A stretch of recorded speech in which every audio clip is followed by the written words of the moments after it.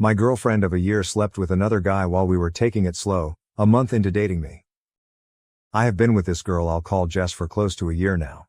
Since specifics matter here, we started dating around last Thanksgiving, but it was only about a month later when we said we were in an official relationship.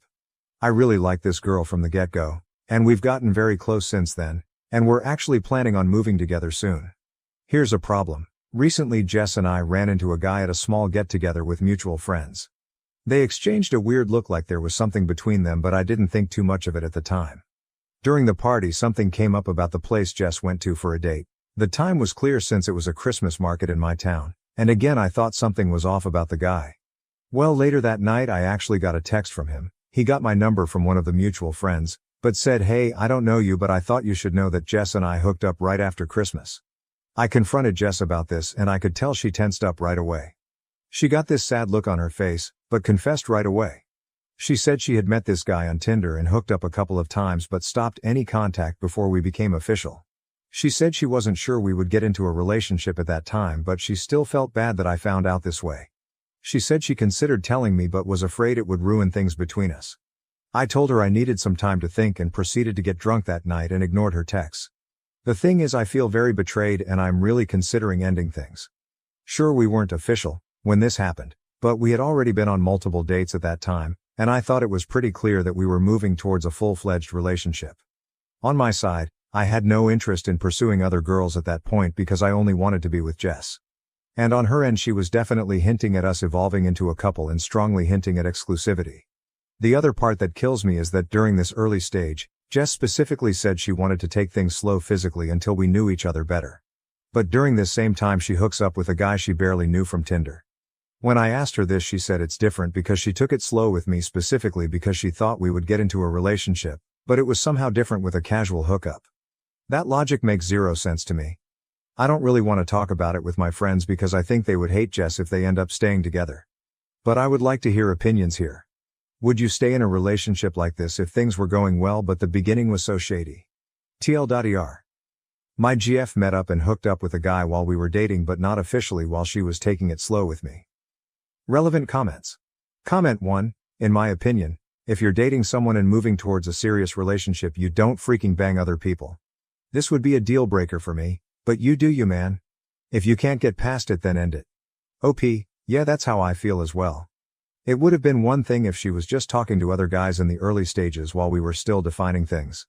Of course that's fine and normal, but it feels like a slap in the face that she found another guy to sleep with after we had already gone on quite a few dates and I made it clear I thought we were moving towards a serious relationship, which she seemed to also acknowledge. There is no way she didn't know I would feel hurt that she did that. OP also added to a deleted comment. Teacher logic made no sense to me. She tried to explain that with guys she wants to be in a relationship, she wants it to feel special and wants to build an emotional connection. But for guys she sees no future. She sometimes just wanted some physical fun that meant nothing. But I just can't wrap my mind about that. It feels like a gut punch that as we were getting closer and building a connection, she didn't want to be intimate with me, but instead preferred to find someone else. No matter how she rationalizes it, it's hard not to feel like a second choice of sorts. Update. As the title says, I decided to break up with Jess. I kept going back and forth because I was worried I was throwing away a great thing over something that happened in the past, but the problem is I thought I really wouldn't be able to get past it. I can't help what she did was really shitty. Yes, I know that technically she did not cheat, but she knew that I wanted a real relationship and that we were potentially moving in that direction. But meanwhile she expected me to plan, and pay for, interesting dates, court her and prove that I was worthy of her while she happily hooked up with randos who basically did nothing but show an interest in fucking. Fuck that. In a follow-up conversation it also came up that her friends sort of guided her to act like this. That she should basically allow herself to have fun and to keep her casual options open but with me to make me work for it, and show that I wasn't just looking for sex but was capable of being a committed partner. The whole thing just seems so manipulative and ugly, and these were also mutual friends who I considered to be nice girls and now my friends as well. Now I never want to see any of those pieces of shit ever again. Anyway. I know this is starting to sound a bit like a rant lol, but I felt pretty pissed off and basically called it quits. The actual breakup was actually quite unpleasant. No harsh words were exchanged, but Jess cried and we kind of talked about some happy times. I guess that's the hardest part about this, Like, I don't think she is a bad girl and maybe we could have had a nice future together like we did over the past few months. But in the end, I do think I made the right decision. I want to be with someone who treats me well from the get-go, not someone who manipulates me while playing games just so she can have her cake and eat it too. I caught my boyfriend cheating just before his big night. Should I expose him or exit gracefully? What should I do? I won't go into all the gory details of our relationship. We were in love, and well, I still love him. But I found out, clearly he does not. I discovered proof that he has been cheating on me for a while. In the form of small home movies of them. I don't know the girl, and from the looks of their conversations, went ahead and post-discovery snooped. She has no idea I exist. Tonight is the biggest night of my BF's life. He's receiving a state award at a big dinner with a few hundred people attending, from his mom and dad to councilmen and all of that. In fact, the only reason I discovered this transgression is because I have been putting together a little video for him to enjoy some of the key moments of his life. You know, typical sappy shit. I'm burdened with a lot of power right now, and I don't know if I have it in me to do the right thing. Or if I even know the right thing. I'm blinded with tears of rage and sadness and betrayal, but at the same time, I love him, have loved him, and do I really want to do this? The relationship is over, no doubt about it. I am not a woman who will take her man cheating on her, certainly not. That's not the issue. The issue is, there are cutest selfies of the two of them. A lot of them, only shared between the two of them. Nothing lewd, there's plenty of that on camera though. Do I sneak one in the snap reel as a way of letting him know that I know? Or do I simply confront him after his moment in the sun passes? I'm not going to pick up everything and leave without cutting contact.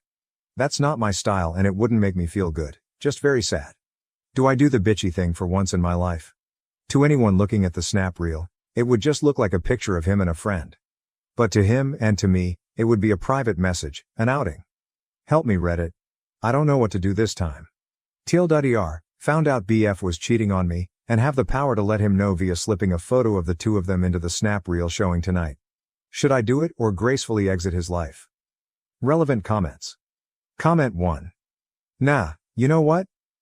If there's really nothing that anyone would pick up on other than the two of you, you slip that photo into the slideshow. Make eye contact with him when the photo appears on screen. Then, when it's over, you stand up and walk out. It ain't the high road, but nobody needs to walk the high road all the time. OP, I chuckled. I think the only reason I would do this is to make eye contact with him so that he knows I know. But I'm not sure I have the guts to do that. I'm not exactly Olivia Pope. Update, found out BF was cheating on me, and had the power to let him know via slipping a photo of the two of them into the snap reel showing tonight.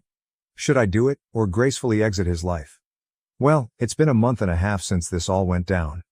I have gotten so many requests for an update and I never intended to actually give one, honestly, because I was afraid of the fallout depending on what I ended up doing. So what did I do? I did the immature vengeful thing. And I don't regret it. I took a few photos of the two of them, tasteful photos that gave off no indication other than she might be a childhood friend. I slipped them into the snap reel. And I spoke kindly of him at the podium, then after my turn was finished, I walked out. I drove home feeling calm and in control. 20 minutes later, the text started. Where did I go? What did I know? Where did I find the photos? Was there more in store for him? I texted him, I know you've been fucking her. But there are no more photos. There weren't any, and of course I left it at that. He didn't come home that night. Or the next. The next day, he called me to ask me if we could meet and talk at a public location. I agreed to meet him at Starbucks. I arrived early, waited for him. He showed up a few minutes late and took the seat across from me.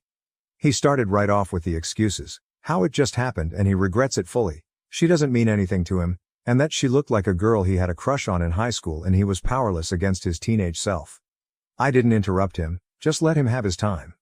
When he was done and looking at me for a sign of what might happen next, all I could say was, so where did you stay the past few nights? Her house. And what did you do? He wouldn't answer. There hadn't been any doubt in my mind. Really. I knew I was leaving him. He talked over himself, apologizing, begging for forgiveness, saying he'd change. I told him that I didn't want him to have to change himself. That if who he was, naturally, was someone who cheated on his girlfriend, then that's not someone I wanted to be with. He said that he was thinking of proposing to me, and all I could say after that was, good thing I found out before. Fast forward to a few weeks later. He's moved out and I'm doing well. We have cut off contact. People ask me about him all the time, and I just let them know. He left me for a girl who looked like his high school crush. So that's the end. We are broken up. We are never, ever getting back together. I don't feel any regret for how I handled it. Like one commenter said, there's no need to take the high road all the time. I added the photos to the snap reel. He saw them. We broke up and are never getting back together. I don't regret my choice, only that I wasted 3 years with an overgrown child. Am I the asshole for feeling suspicious after finding condoms in my boyfriend's toiletry bag? This morning, I was helping my 25 boyfriend, 23, get ready for work. He asked me to grab his toothbrush and toothpaste out of his toiletry bag. He has one of those electric toothbrushes with the detachable head and I couldn't find the head. So I opened up another pocket to look for it. I found condoms, a lot of them. He was given this toiletry bag for Christmas before he left on a 3-month trip to visit family in Europe. He acted surprised, like he didn't know they were in there and took them out immediately. He acted like he didn't know that pocket existed. I'd give him the benefit of the doubt, but at some point these condoms were packed in his bag over the past 6 months. We've been together for 2 years. The worst part is they're latex condoms. I'm allergic to latex. We only use non-latex condoms, in addition to my birth control. AIO for feeling suspicious about this. I feel like I'm going crazy. Update, I've seen the comments and I'm kind of freaking out. I'm messaging my therapist right now to figure out the best path forward. I was there at Christmas when he was given the bag. It was at his best friend's family house, so part of me is hoping that his best friend put them in there not knowing I'm allergic to latex. We haven't been intimate as much lately. Maybe once in the past 2 months. I've been really scared that he's not attracted to me anymore, because that's what most people say on here is the reason for someone's sex drive changing so drastically. He asked to move in with me when he came back from his trip and I said yes, so now I feel really trapped, like what if he's been cheating this whole time he's been living with me? He shares his location, but that doesn't really mean anything. I'm here all the time. I've seen the stories of how people cheat even when sharing their location. I wish I hadn't seen anything and I don't know anything he could say to make me feel more secure. Someone said I shouldn't have asked so I could snoop and find out for sure, but I don't want to have to snoop through my partner's belongings to find proof of them cheating on me. A relationship without trust is dead. We're supposed to talk later and I'll update afterwards. Everyone is so sure he's cheating and I really hope he's not, because I don't think I'll be able to handle it if he is. I'm already struggling with my mental health as is. Additional information from OP on why she was in therapy. OP, I'm in therapy because I have CPTSD. I am a survivor of attempted murder at the hands of my biological father, sexual assault and abuse. I am in therapy because my diagnosis is something I will have to live with for the remainder of my life, because I have experienced severe trauma, and because I have no intention of letting it ruin my life and relationships with those I love. I'm also not the one turning down sex. I'm the one that's been attempting to initiate. I messaged my therapist because I have a tendency to push people away to protect myself as a result of my history with abuse. My therapist warned me at the start of this current relationship about self-sabotage and reading too much into things. I texted her because I was unsure of whether or not I'm overreacting, because sometimes, like any other human, I need advice. I came on here while I was waiting for her to respond. I don't expect people on Reddit to be informed on the details of my life and relationship to be able to have the full picture. Thank you for the diagnosis, assumptions, and empathy. Update 1. I definitely was not expecting to see over 1,000 comments on my post. This update is long to address everyone's concerns in the previous post. Thank you to the people who sent me kind messages to check on me. I'm not sure what the people who sent me messages trying to fuck me were expecting aside from getting blocked. That being said, I did have a conversation with my boyfriend last night. I was always planning on having an in-depth conversation about what I had found, but there was nothing I could do about it while he was at work. I texted my therapist because I could tell I was starting to spiral, and posted on here while I was waiting for her response, which I think was a mistake, if I'm being honest. Although the majority of the comments were supportive, it's impossible for y'all to have as full of a picture as my therapist does, and I should have just waited for her to respond to me instead of coming on here. The massive amount of comments was very overwhelming. However, I do think that posting did help me feel more secure in thinking it was suspicious and enabled me to be more assertive when we talked. I appreciate all the comments telling me I was not overreacting. He never said I was, but his nonchalant response certainly made me feel that way. I appreciate the thought-out comments encouraging me to have a conversation with him and giving me genuine advice for it. The second conversation went better.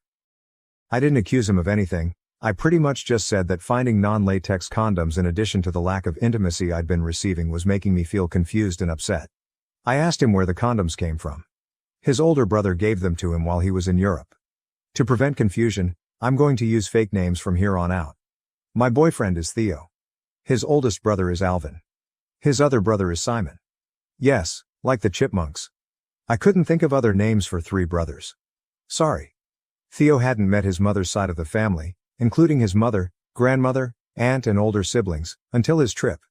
The entire purpose was to get to know his family. He spent half with his aunt, grandma, brothers, and cousin in Spain. The other half of the trip he spent with his mother in the middle of nowhere in Portugal helping her open a kiosk. It was not a sightseeing trip. He didn't get to see any big monuments or go to major cities. I was not able to come because I'm in school and work full time and it wasn't worth it for me to just come for a week during the spring break. I also thought it was important for him to enjoy his one-on-one time with his mom since he was separated from her when he was an infant. His brothers are very different people. Simon seems well adjusted with a long-term girlfriend. He spent a lot of time with Simon and his girlfriend, who was the only one there fluent in English and helped him translate when his Spanish fell short. His oldest brother, the 30-year-old who gave him the condoms, Alvin, has been in and out of prison for a majority of his life. I guess Spain has some weird laws around squatting, so whenever he gets out of prison the dude just claims abandoned property and fixes it up to live in, because I guess the government would have to provide him housing if they kicked him out. Anyways. While Theo was on the trip, he called and texted me every day. He told me about Alvin obnoxiously catcalling girls when they'd all walk down the street and how Alvin had tried to get both him and Simon to go to an orgy with him despite both of them having girlfriends. Theo was very clear about having a girlfriend. He carries around a picture of me in his wallet, and his aunt said he talked about me a lot while he was there. Despite this, Alvin was very pushy with him about how he should be fucking a bunch of women while he was there and having fun. I remember this from when Theo was there. He found it really annoying. So did Simon. I guess during one of those conversations, Alvin straight up gave Theo a bunch of condoms to use to cheat on me.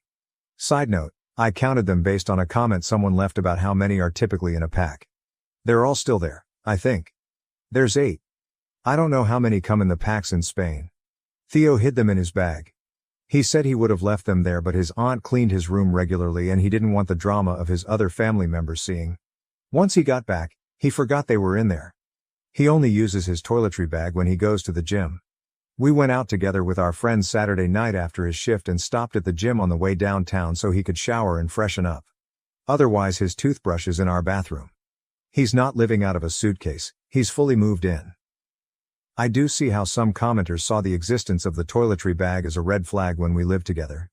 So I wanted to clear that up. I did ask him why he accepted the condoms. He said he had zero intention of using them, and that he accepted them because Alvin wouldn't listen to anything Theo said about me and that he left him alone after that. Theo didn't even say goodbye to him when he left. He tried to spend as little time with Alvin as possible, despite him constantly inviting both Theo and Simon over to his abandoned house. Simon grew up with Alvin, but still seemed pretty content about avoiding him when I asked about it while Theo was there.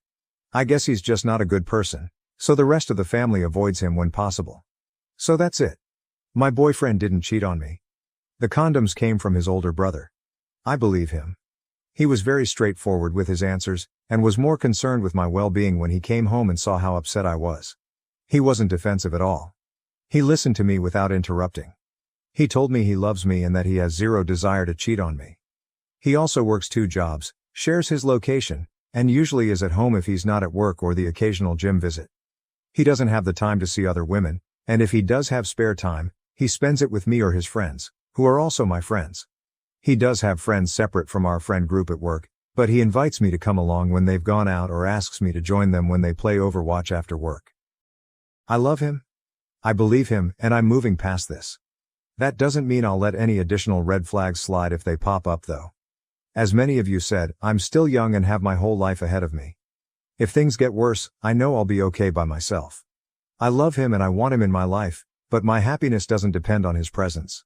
I have a therapy session tomorrow, and I've had a lot of time to think. In hindsight, I think what made me spiral the most was that if he really did cheat on me, I'd be living with a stranger. I've had so much trust built up towards him, so I view him as this person who would never hurt me intentionally or yell at me or cheat on me. If he was capable of cheating on me, he could be capable of those other things too. That was really scary to think about and made me spiral. The massive amount of comments where everyone was so convinced he was a terrible person and that I'd been fooled also did not help. I felt like I had no idea how he would react towards me if it was true, and I was very, very scared. As soon as he came home, I felt very silly for feeling that way. He's nothing like my ex. He's never given me a reason to be afraid of him. I shouldn't have let comments on the internet freak me out so bad, and I definitely need to take some time away from Reddit. I hope I addressed all the concerns in the comments. Thank you for all your help. Thank you for listening. For the commenters who had questions regarding our sex life and relationship in general. When he first came back from his trip and moved in, things were normal and we both had high sex drives. Things started slowing down pretty drastically over the past couple of months. We've talked about it prior to me finding the condoms. We both acknowledge that it's an issue and that we're at an age where our sexual activity should be at its peak. He says he doesn't know what's wrong. He's embarrassed because he's attracted to me and doesn't understand how he can have a gorgeous girlfriend and lose his sex drive. His words, not mine. He has an appointment next week to get his hormones checked and has been looking into getting a therapist of his own in case the issue is mental and not physical. It's still difficult to not feel insecure when I try initiating and he's not in the mood, but he still makes an effort to show affection in other ways.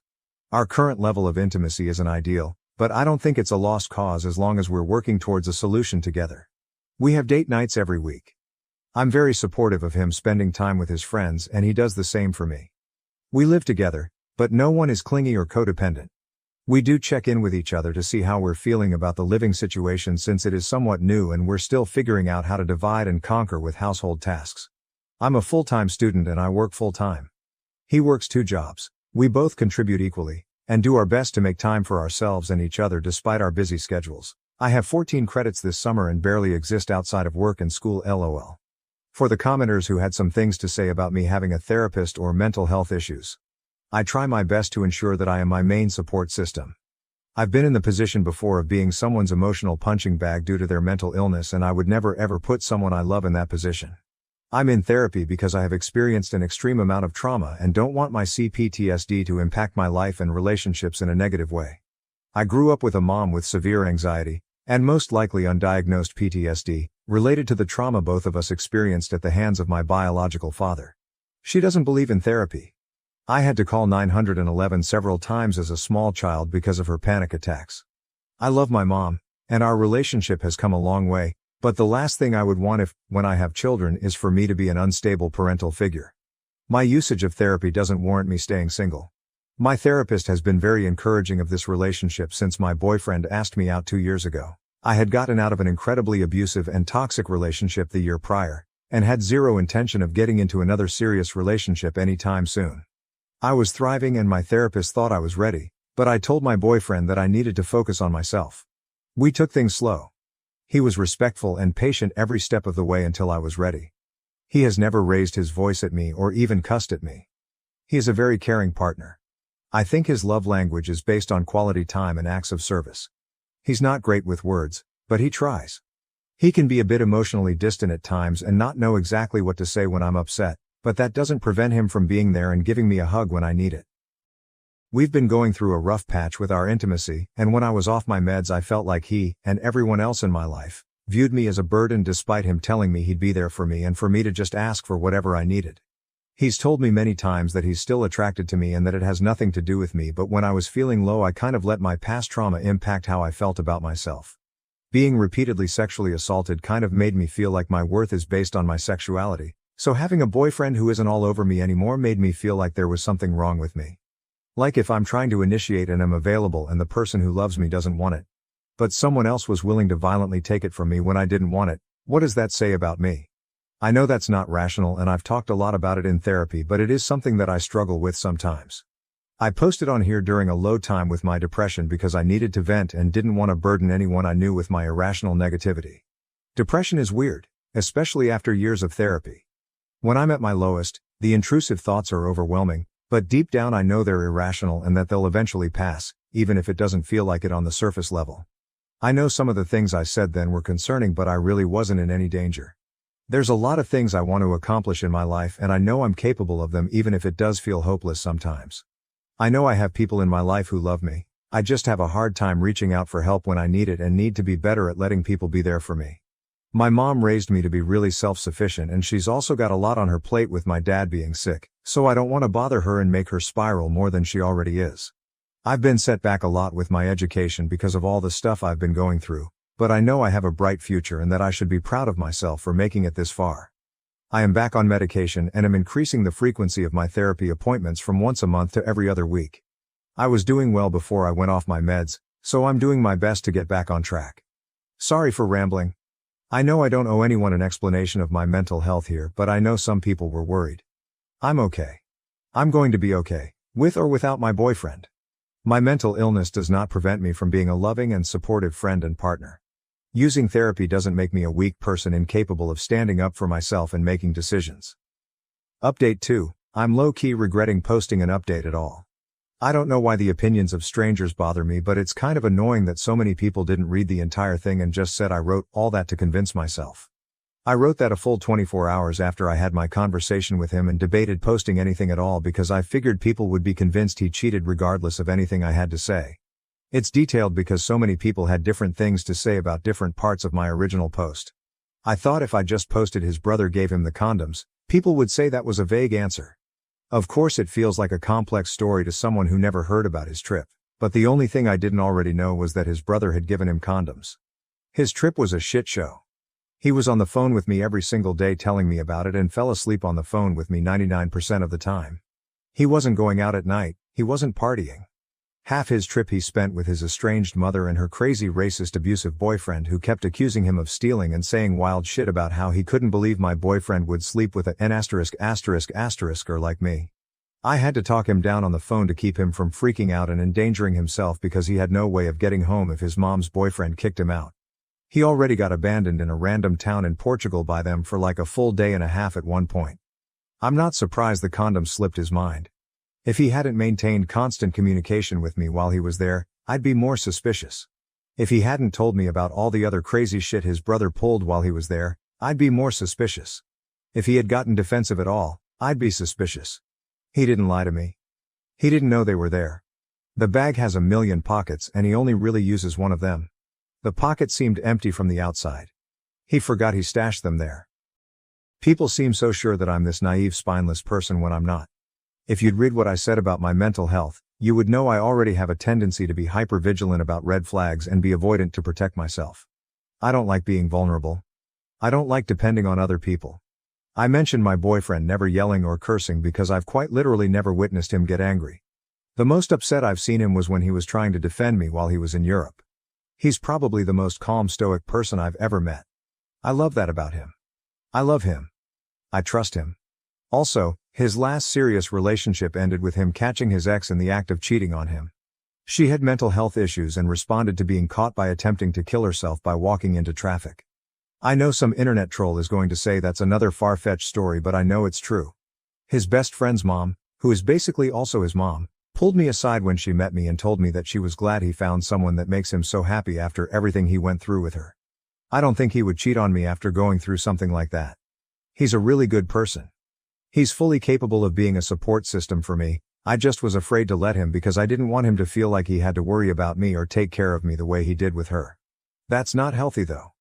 I'm trying to be better at trusting people when they say that they want to be there for me, and that includes him. We met at school. He sat behind me in class so he couldn't even really see me. When I asked him later what most attracted him to me, he said that I was well-spoken. My appearance was just a bonus.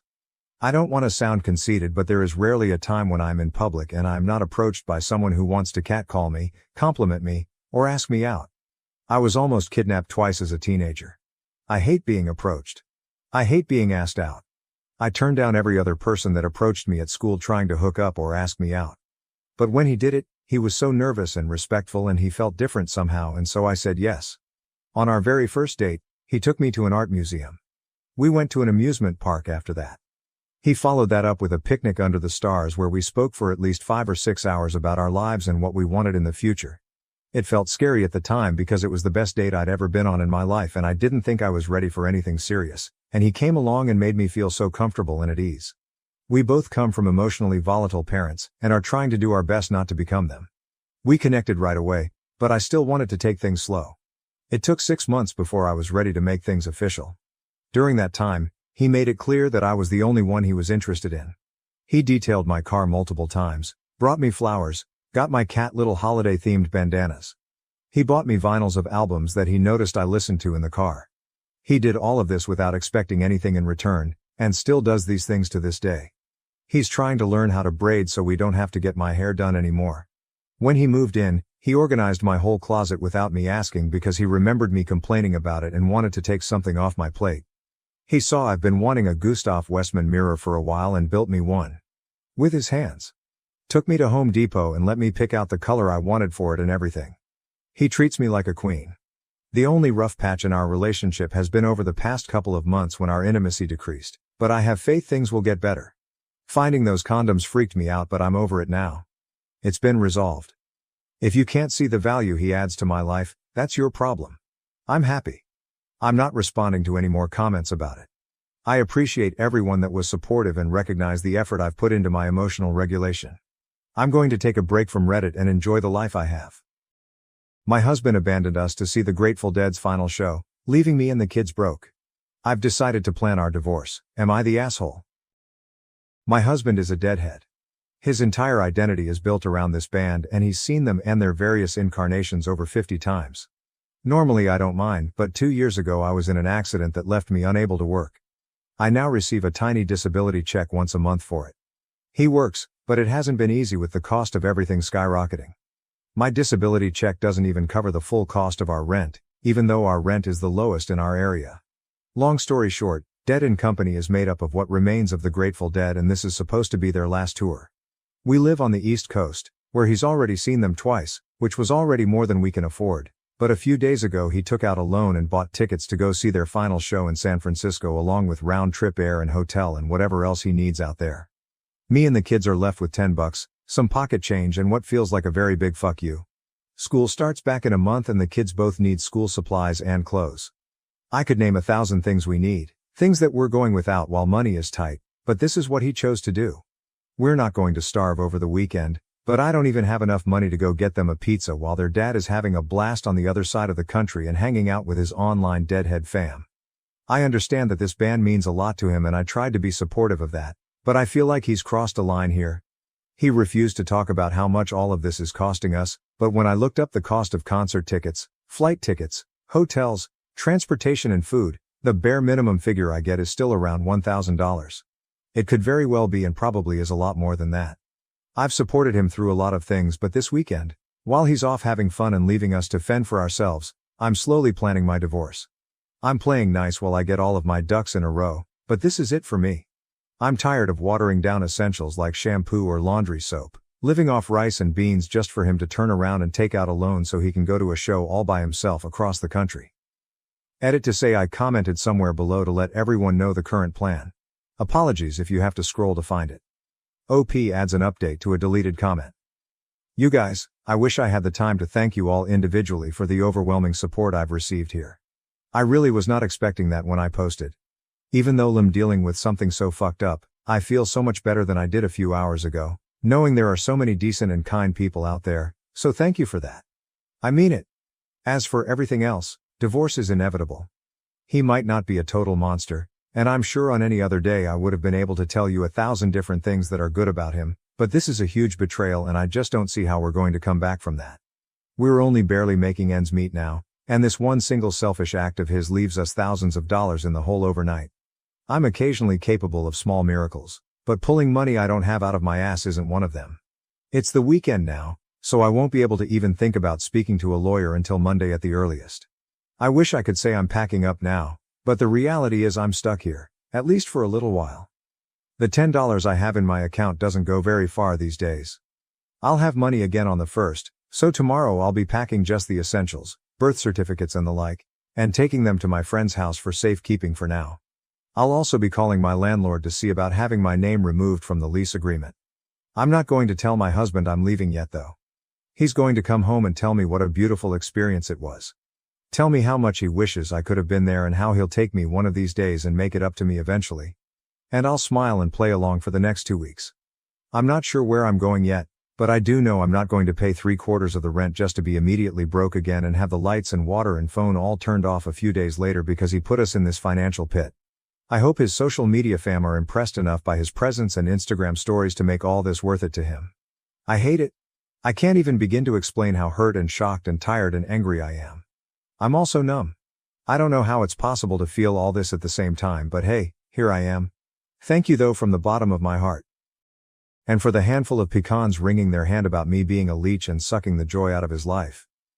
Keep in mind that I worked from the time I was 16 up until I got hurt, and there were plenty of times throughout this relationship where I was the breadwinner. I provided for him during those times because that's what people in relationships do for one another. I'm very sorry you've never cared enough about someone else or had anyone care about you to understand that. I draw disability now because I paid into a system that was put into place to do for people exactly what it's doing for me right now. Edit. I appreciate the offers, I really do, but if you need to donate to anything, please donate to your local animal shelter or food closet or a needy family in your neighborhood. This blew up way bigger than I thought my rant was worth to anyone, but the kids and I are gonna be okay. We're leaving tonight to stay with a couple of friends. Everything is moving very quickly now, it's sort of surreal. OP updates the original post update. I wasn't expecting I'd need an update already, but he knows.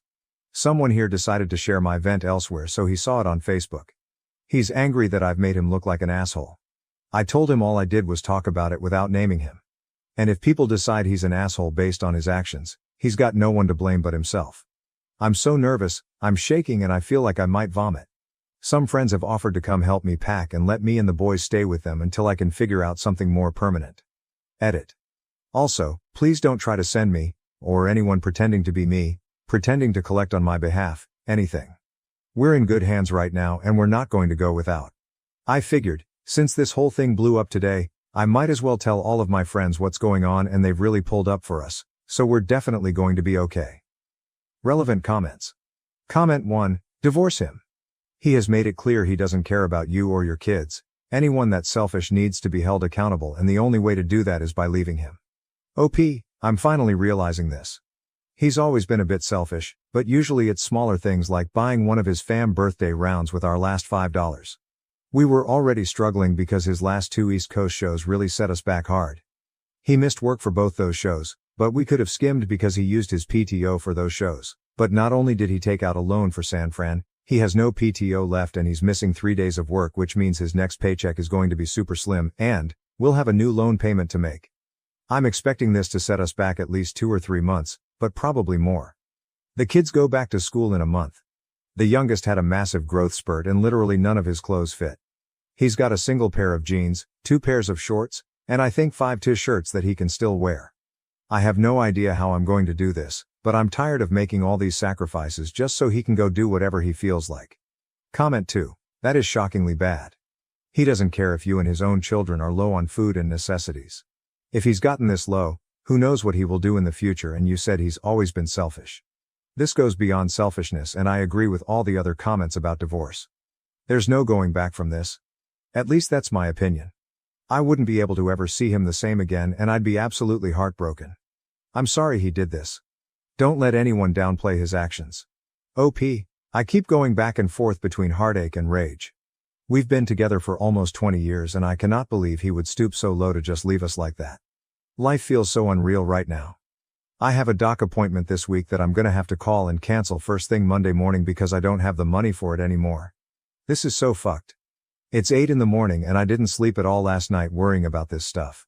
I can't wrap my head around it. Update. I was injured in a work-related accident that has severely affected my mobility, and this process has been ridiculously slow, in part because my lawyer told me we needed to know how well I might expect to recover and a slew of other things, and those things require time and doctors.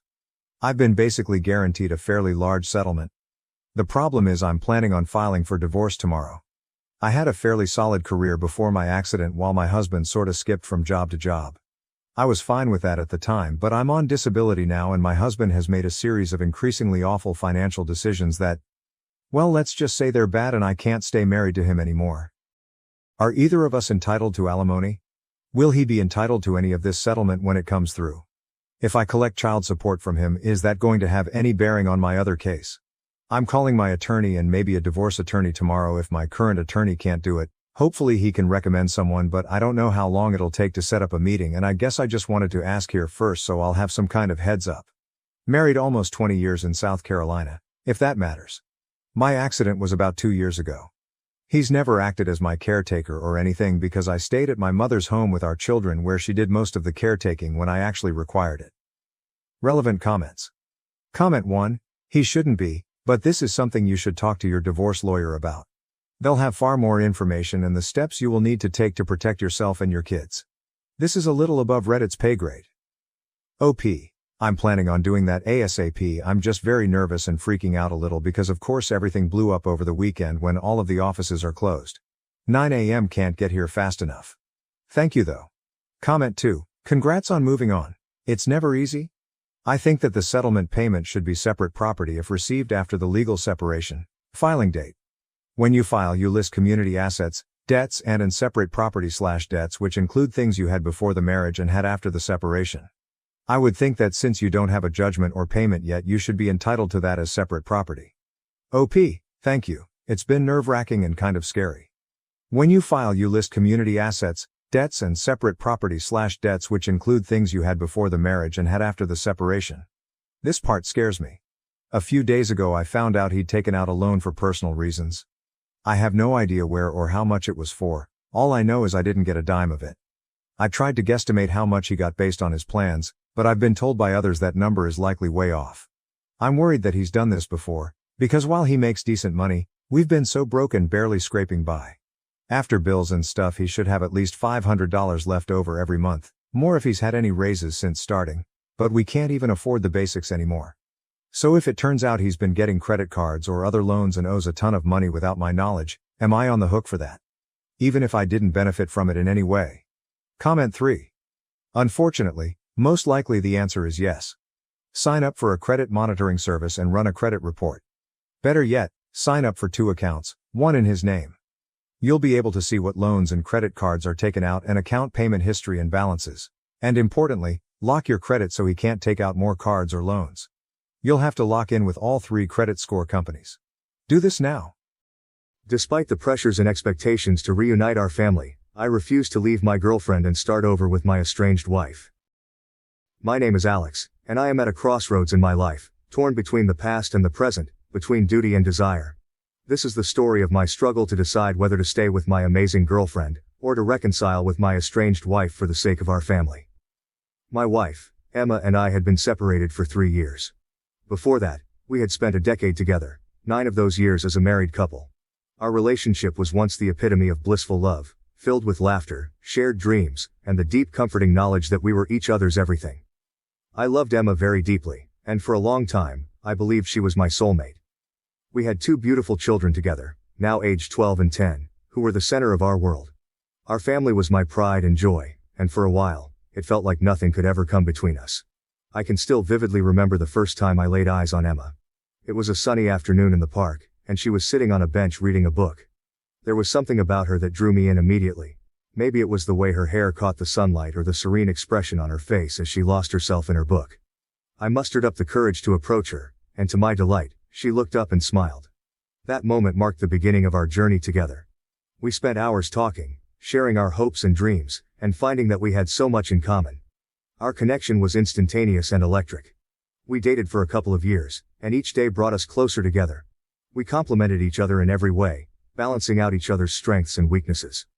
When I proposed, it was under a sky full of stars, and the look of joy on her face when she said yes, is something I will never forget. Our wedding was a beautiful celebration of our love, surrounded by family and friends who all believed, as we did, that we were perfect for each other. The first few years of our marriage were idyllic. We traveled, explored new places, and built a home filled with love and laughter. We talked about our future, our dreams of starting a family, and growing old together. When our first child was born, it was one of the happiest days of my life. Holding our baby in my arms, I felt a surge of love and responsibility. Emma was an incredible mother from the very beginning. She was nurturing, patient, and devoted. Our bond seemed to grow even stronger as we navigated the challenges and joys of parenthood together. 2 years later, our second child was born, completing our family. The house was filled with the sounds of children's laughter, and our hearts were full. However, things began to change after the birth of our second child. The intimacy that once flowed so naturally between us started to wane. Initially, I attributed it to the exhaustion and demands of raising young children. But as time went on, it became clear that this was not a temporary phase. It became something I had to beg for, a painful reminder that our connection was fraying at the edges.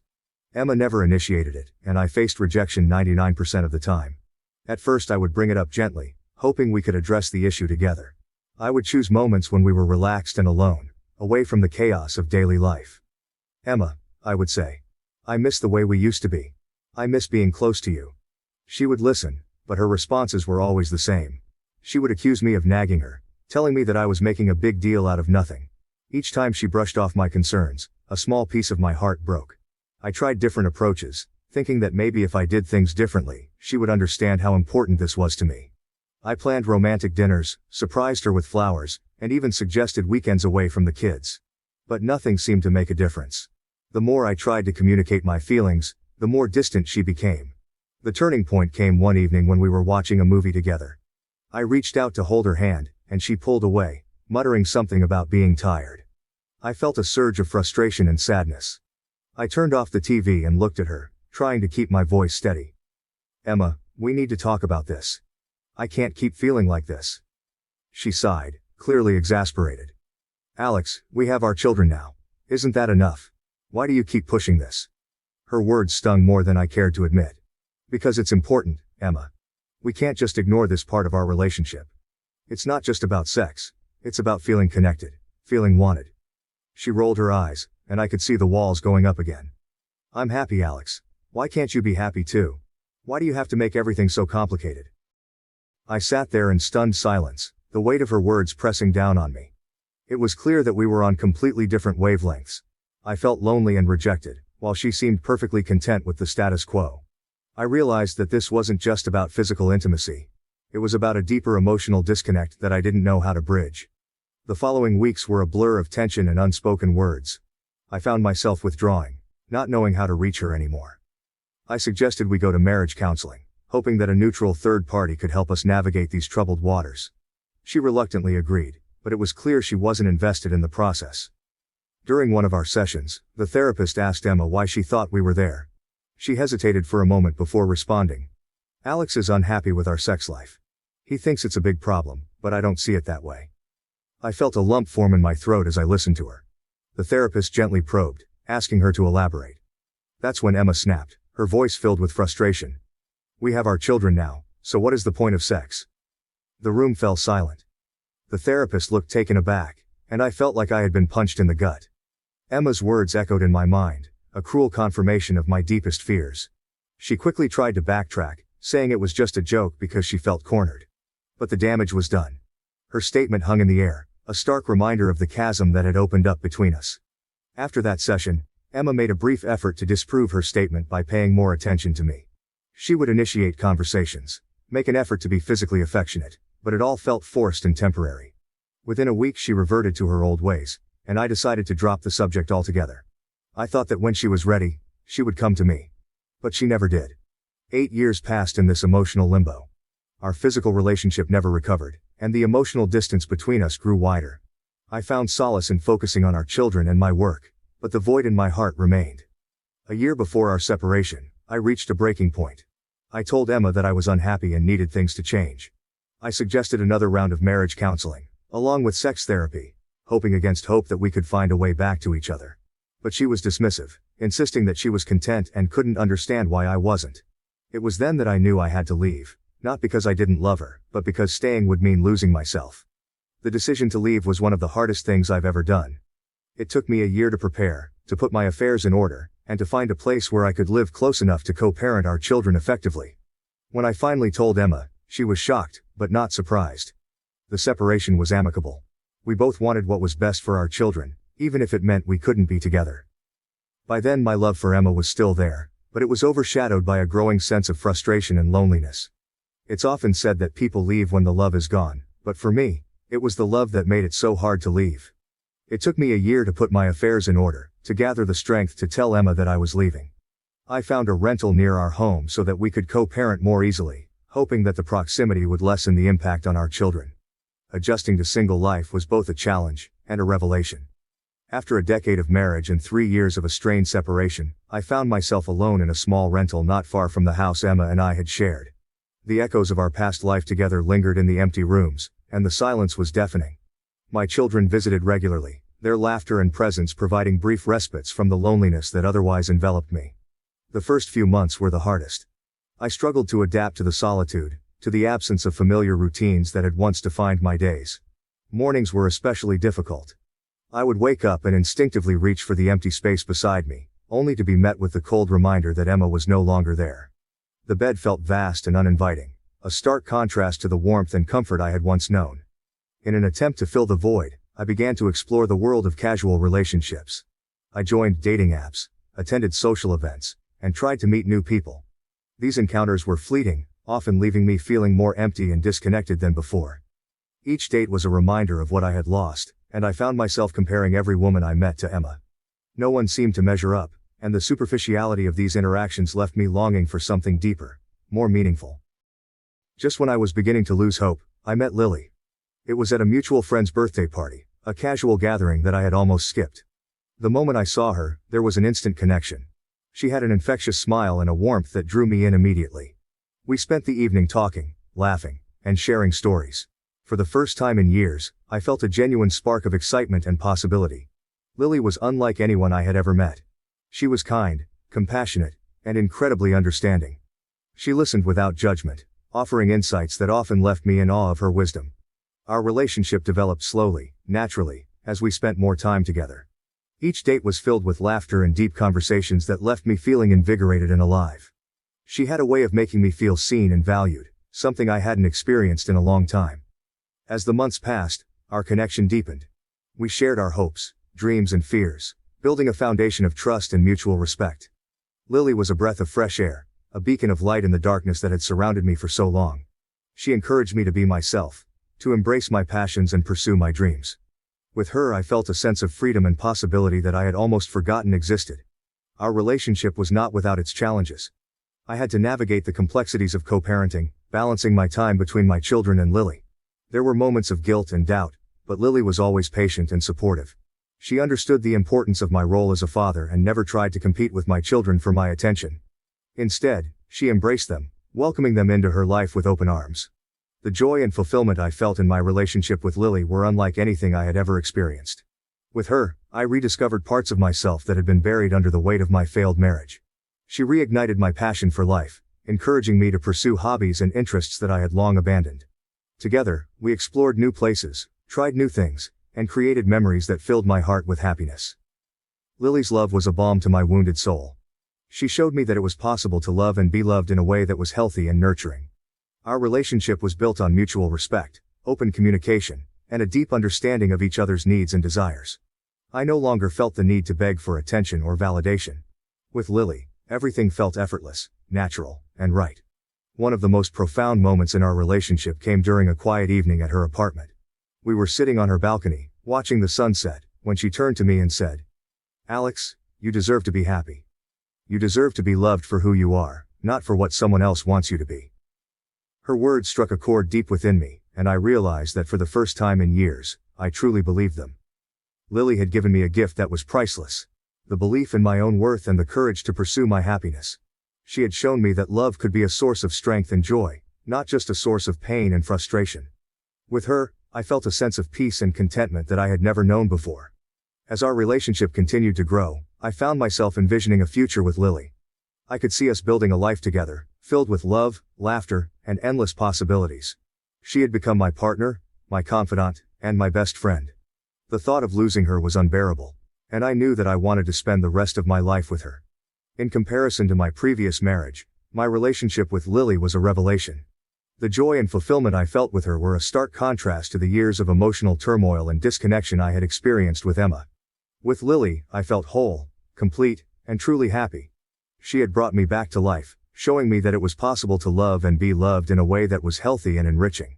It was a typical Saturday afternoon when the phone rang. I was in the middle of organizing my apartment, a task I had been putting off for weeks. The ringtone cut through the quiet, and I glanced at the caller ID. It was my mother. I answered, expecting a casual chat about her latest gardening project or a new recipe she had tried. "Alex," she said, her voice unusually serious. "I need you to come over. We need to talk."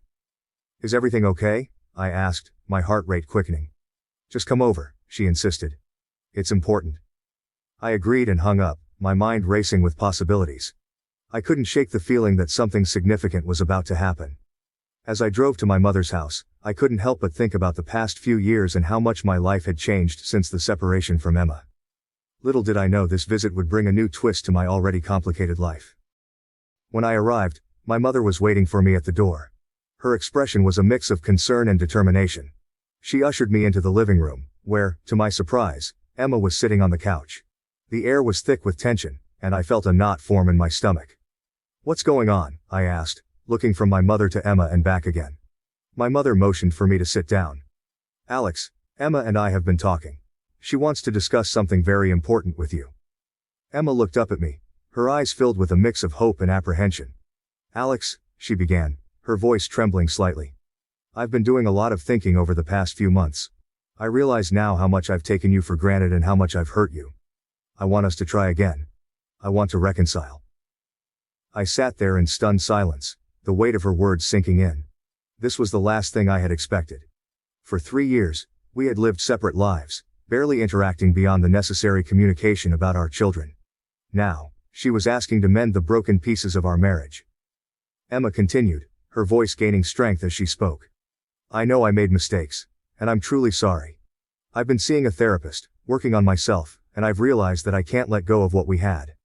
I miss you, Alex. I miss our family. I'm willing to do whatever it takes to fix this. Counseling, therapy, whatever you need." The sincerity in her voice was undeniable, but it also brought back a flood of painful memories. I remembered all the times I had tried to reach out to her, to bridge the gap that had grown between us, only to be met with indifference or outright rejection. Could I trust her words now? Could I believe that she had truly changed? My mother chimed in, her voice gentle but firm. "Alex, I know this is a lot to take in, but think about the girls. They need their family together. You and Emma owe it to them to at least try." Her words cut deep. I had always put my daughters first, and the thought of giving them a united family was tempting. But I couldn't ignore the fact that it wasn't just about them. My happiness mattered too, and I had found that with Lily. "I need some time to think," I finally said, my voice barely above a whisper. Emma nodded, tears welling up in her eyes. "I understand. Take all the time you need. Just know that I'm here, ready to do whatever it takes." I left my mother's house that day with a heavy heart, my mind a whirlwind of emotions. The drive home felt longer than usual, each mile filled with doubts and questions. When I finally walked through the door of my apartment, I felt a wave of relief wash over me. This was my sanctuary, a place where I could think clearly, and process everything that had just happened. That evening, I told Lily everything. We sat on the couch, her hand in mine, as I recounted the events of the day. She listened quietly, her face a mask of calm concern. When I finished, she squeezed my hand gently. "You need to do what feels right for you and your daughters, Alex," she said softly. "Whatever you decide, I'll support you." Her words were a balm to my troubled mind, but they didn't make the decision any easier. The next few days were filled with sleepless nights and endless contemplation. I replayed Emma's words over and over in my head, trying to discern if there was truth in them or if they were just a desperate attempt to cling to the past. One evening, as I sat alone in the living room, memories of my marriage with Emma flooded back. I remembered the good times, the laughter, and the dreams we had shared. But I also remembered the pain, the rejection, and the feeling of being unloved and unwanted. I had to be honest with myself. Could I go back to that life? Could I risk opening those old wounds again? My mother called me frequently during this time, her voice always filled with concern. "Alex, have you thought about what Emma said? I know it's a lot to ask, but please consider it. For the girls." Her pleas weighed heavily on me. I knew she meant well, but she didn't fully understand the depth of the pain that had driven me to leave in the first place. It wasn't just about physical intimacy. It was about feeling valued, respected, and loved. And for a long time, I hadn't felt any of those things with Emma. I spent the next few days reflecting on my life, my children, and my future. I thought about Lily and the happiness she had brought into my life. I thought about Emma and the history we shared, the good and the bad. And most importantly, I thought about my daughters and what was best for them. Finally, I reached a decision. I called Emma and asked her to meet me at a local park where we could talk privately. As we sat on a bench overlooking a serene pond, I took a deep breath and began to speak. "Emma, I've thought a lot about what you said. I appreciate your willingness to try and fix things, and I believe that you're sincere. But I need you to understand that it's not just about whether we can make our marriage work. It's about whether we can both be truly happy in that marriage." Emma nodded, her eyes fixed on mine. I understand, Alex. I know I hurt you, and I'm so sorry for that. I just want to try, for us and for the girls. I sighed, feeling the weight of my decision settle over me. Emma. I found happiness with Lily. She makes me feel loved and valued in a way I haven't felt in a long time. I can't just walk away from that. But I also can't ignore the fact that our daughters deserve a stable, loving environment. I paused, gathering my thoughts. I think the best thing we can do is to co-parent as effectively as possible. We can work together to give the girls the support and love they need, even if we're not together as a couple. I believe that's the best way forward for all of us. Tears welled up in Emma's eyes, and she nodded slowly. I understand, Alex. I just want what's best for the girls. If this is what you think is best, then I'll support it. We sat in silence for a few moments, the weight of our shared history hanging in the air. It was a bittersweet moment, filled with a mix of sadness and relief. We both knew that we were making the right decision, even if it wasn't the one we had once hoped for. As I walked away from the park that day, I felt a sense of closure. The path ahead was still uncertain, but I knew that I had made the right choice for myself and my children. I returned home to Lily, ready to build a future filled with love, happiness, and the promise of new beginnings. I cut off ties with my sister and her family after she blindly defended her 17-year-old daughter's blatant lies. My name is Emily, and I'm 28 years old. I've always been close to my family, especially my sister Karen, who is 12 years older than me. Growing up, Karen often took on a maternal role, guiding me through life's ups and downs. Our bond strengthened over the years, despite our age difference and divergent life paths. Karen is a dedicated mother of two and works in law enforcement, just like her husband Mark. They have two daughters, Lily, who is 17, and Sarah, who is 12. Meanwhile, my husband Tom and I are still undecided about having children. We enjoy our freedom and the ability to host gatherings that cater to both adults and kids, ensuring everyone feels welcome. Last weekend, Tom and I decided to host a pool party at our home. We love to entertain, and our spacious backyard with its sparkling blue pool is the perfect setting for summer get-togethers. Although we don't have children ourselves, we always make an effort to create a kid-friendly environment so that our friends who are parents can relax and enjoy themselves while their kids have fun. Our parties typically include a mix of adult beverages, like beers and seltzers, and a variety of non-alcoholic options for the younger guests, and those who prefer not to drink. On this particular sunny Saturday, we invited a small group of close friends and their families, including Karen and her daughters. The morning of the party, I woke up early, feeling a mix of excitement and anticipation. Tom and I had been planning this get-together for weeks, and I wanted everything to be perfect. I started by checking the weather forecast one last time. Clear skies and warm temperatures, perfect for a pool party. After a quick breakfast, Tom and I got to work on the preparations. Our backyard was our pride and joy, especially during the summer months. The pool was sparkling clean, thanks to Tom's diligent maintenance, and the surrounding area was adorned with comfortable lounge chairs, colorful umbrellas, and potted plants that added a touch of greenery. I began setting up the outdoor dining area, arranging tables and chairs to create a welcoming space for our guests. Each table was covered with a cheerful summery tablecloth and decorated with small flower arrangements. As Tom arranged the grilling station, I focused on setting up a table with an array of snacks, chips, dips, fresh fruit, and veggie platters. Next to it, I placed a stack of colorful plates and napkins. For the kids, I set up a separate area with games and activities, a water balloon station, a ring toss game, and a stack of pool floats in fun shapes. With everything in place, Tom and I took a step back to admire our handiwork. The backyard looked inviting and festive, the perfect backdrop for a summer party. I felt a surge of satisfaction and excitement, eager to welcome our friends and family. Soon, the doorbell rang, signaling the arrival of our first guests. I greeted them warmly, guiding them through the house and out to the backyard. The atmosphere quickly became lively as more people arrived, filling the air with laughter and chatter. Our friends mingled, sipping drinks and catching up, while their kids raced towards the pool, splashing and playing with the floats. A little while later, I saw Karen and her daughters, Lily and Sarah, making their way through the house. I waved enthusiastically. "Hey Karen, hi girls, so glad you could make it." Karen hugged me briefly before glancing around the backyard. "This looks amazing, Emily. You've really outdone yourself." "Thanks," I said, smiling. "We wanted to make sure everyone has a great time. How are you?" "Busy as always, I'm sure." Karen nodded, a hint of fatigue in her eyes. "You know how it is.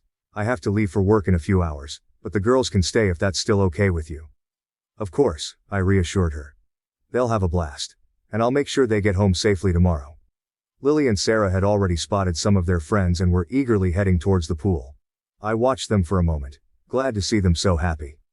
Karen and I chatted for a bit longer before she excused herself to mingle with some of the other guests. The adults were gathered in small clusters, lounging on patio chairs and around the bar area. Tom was stationed at the grill, expertly flipping burgers and hot dogs, his face slightly flushed from the heat but radiating satisfaction. I moved among our guests, ensuring everyone had enough to eat and drink, and engaging in light conversation. The cooler we had filled with an assortment of beverages was frequently visited, and I noticed that everyone was enjoying their drinks responsibly. The mood was light and carefree, a perfect reflection of a quintessential summer gathering. Karen had settled into a chair near the pool, chatting with a couple of our friends. She looked relaxed, a stark contrast to her usual high-strung demeanor. I made my way over to her, carrying a tray with a fresh pitcher of lemonade and a few snacks. "How's everything going?" I asked, setting the tray down on the table beside her. Karen looked up and smiled. "Everything's great. The girls are having a blast. Thank you so much for inviting us." "I'm glad you could make it," I replied. "It's been a while since we've had a chance to catch up." "How's work been?" Karen sighed, her expression turning more serious. "Busy, as always. It seems like there's never a dull moment." I nodded sympathetically. "I can imagine. It must be hard to juggle everything." Karen glanced over at Lily and Sarah, who were playing a game of Marco Polo with some of the other kids. "It is, but seeing them happy makes it all worth it." The afternoon wore on, and the party showed no signs of slowing down. The sound of clinking glasses and cheerful chatter filled the air. I noticed that although some guests had second or third drinks, everyone remained composed and responsible. It was a testament to the mutual respect and understanding within our circle of friends. Karen, as usual, was juggling her busy schedule and informed me that she would have to leave early due to a work commitment. Understanding her situation, I offered to let Lily and Sarah stay overnight, promising to take them home the next morning. Karen was grateful and agreed, trusting me completely with her kids, as she had done countless times before. Karen kissed Lily and Sarah goodbye, reminding them to behave and listen to me. With one last wave she left, disappearing through the gate and leaving a quiet void in her wake. As the sun dipped below the horizon, casting long shadows over the yard, the atmosphere of the party remained vibrant and lively. The kids were still splashing in the pool, their laughter mixing with the hum of adult conversation.